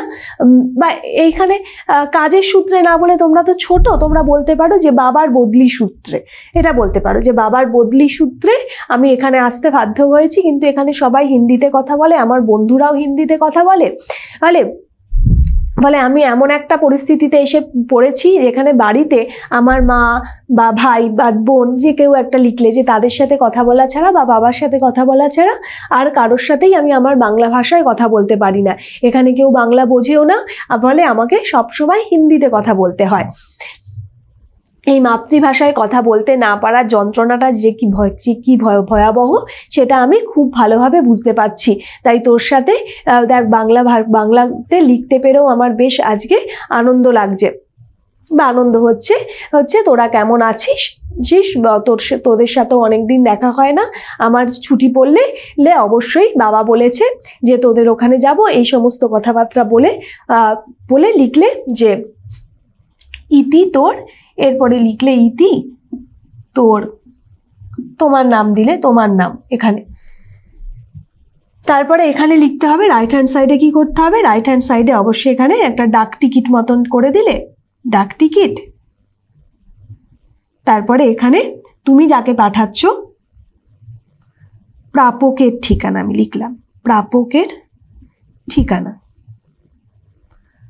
প্রাপকের ঠিকানা বলতে তুমি যাকে পাঠাচ্ছ এখানে তার বাবার নাম, অর্থাৎ যে বন্ধুকে পাঠাচ্ছ তার বাবার নাম এবং তার ঠিকানা, সেই ঠিকানা এখানে দিয়ে দিলে তোমার চিঠি কমপ্লিট হয়ে গেল। বোঝা গেছে? তাহলে এখানে শুধুমাত্র তোমার ঠিকানা যাচ্ছে, আর এখানে তুমি যাকে পাঠাচ্ছ তার ঠিকানা যাচ্ছে, আর এখানে ইতি বলে এরা দিয়ে দিলে, আর মানে তোমার নাম দিয়ে দিলে, আর প্রিয় সুজয় বা যে কোনো একটা নাম দিয়ে, তোমার যে কোনো একটা বন্ধুর নাম দিয়ে তুমি এখানে লিখছো। খুব বেশি বড় করার দরকার নেই, জেনারেলি এগুলো 5-এর মতোই আসে। নেক্সট আমরা চলে যাব নেক্সট কোয়েশ্চেনে। তোমার বিদ্যালয়ে আন্তর্জাতিক মাতৃভাষা দিবস কিভাবে পালিত হয়ে থাকে তা জানিয়ে প্রিয় বন্ধুকে চিঠি লেখো। বলা হয়েছে কি তোমার বিদ্যালয়ে আন্তর্জাতিক মাতৃভাষা দিবস কিভাবে পালিত হয়ে থাকে তা জানিয়ে প্রিয় বন্ধুকে চিঠি লেখো। তাহলে অবশ্যই আবার কি করতে হবে, দেখো প্রিয় বন্ধুকেই বলেছে, তাহলে একইভাবে তোমরা চিঠিটা লিখবে। ঠিক একইভাবে তোমার ঠিকানা দেবে লেফট হ্যান্ড সাইডে, আর এখানে দেবে রাইট হ্যান্ড সাইডে থাকবে যে বন্ধুকে পাঠাচ্ছ তার ঠিকানা।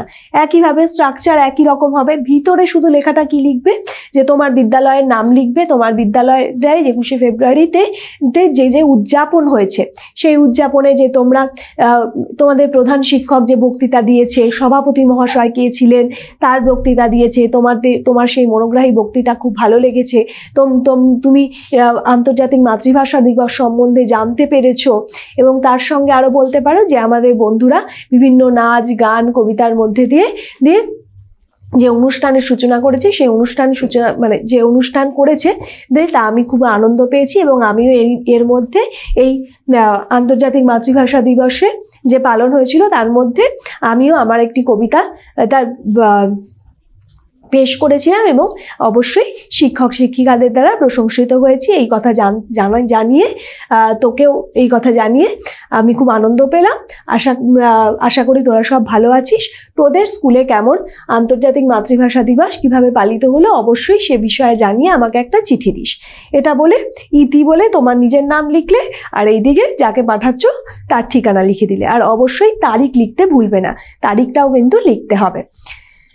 তাহলে এখানেই শেষ হচ্ছে আমাদের 21-এর কবিতার ওপর সব রকমের প্রশ্নোত্তর। খুব ভালো করে 21-এর কবিতা পড়ে নাও, আর ইতিহাসটা অবশ্যই মাথায় রাখতে হবে, এটা কিন্তু সারা জীবন লাগবে। তাহলে চলে আসবো আবার নেক্সট কোনো ক্লাসে, নেক্সট কোনো চ্যাপ্টার নিয়ে। ততদিন অবশ্যই খুব ভালো থাকো আর টিউটোপিয়ার সাথে থাকো।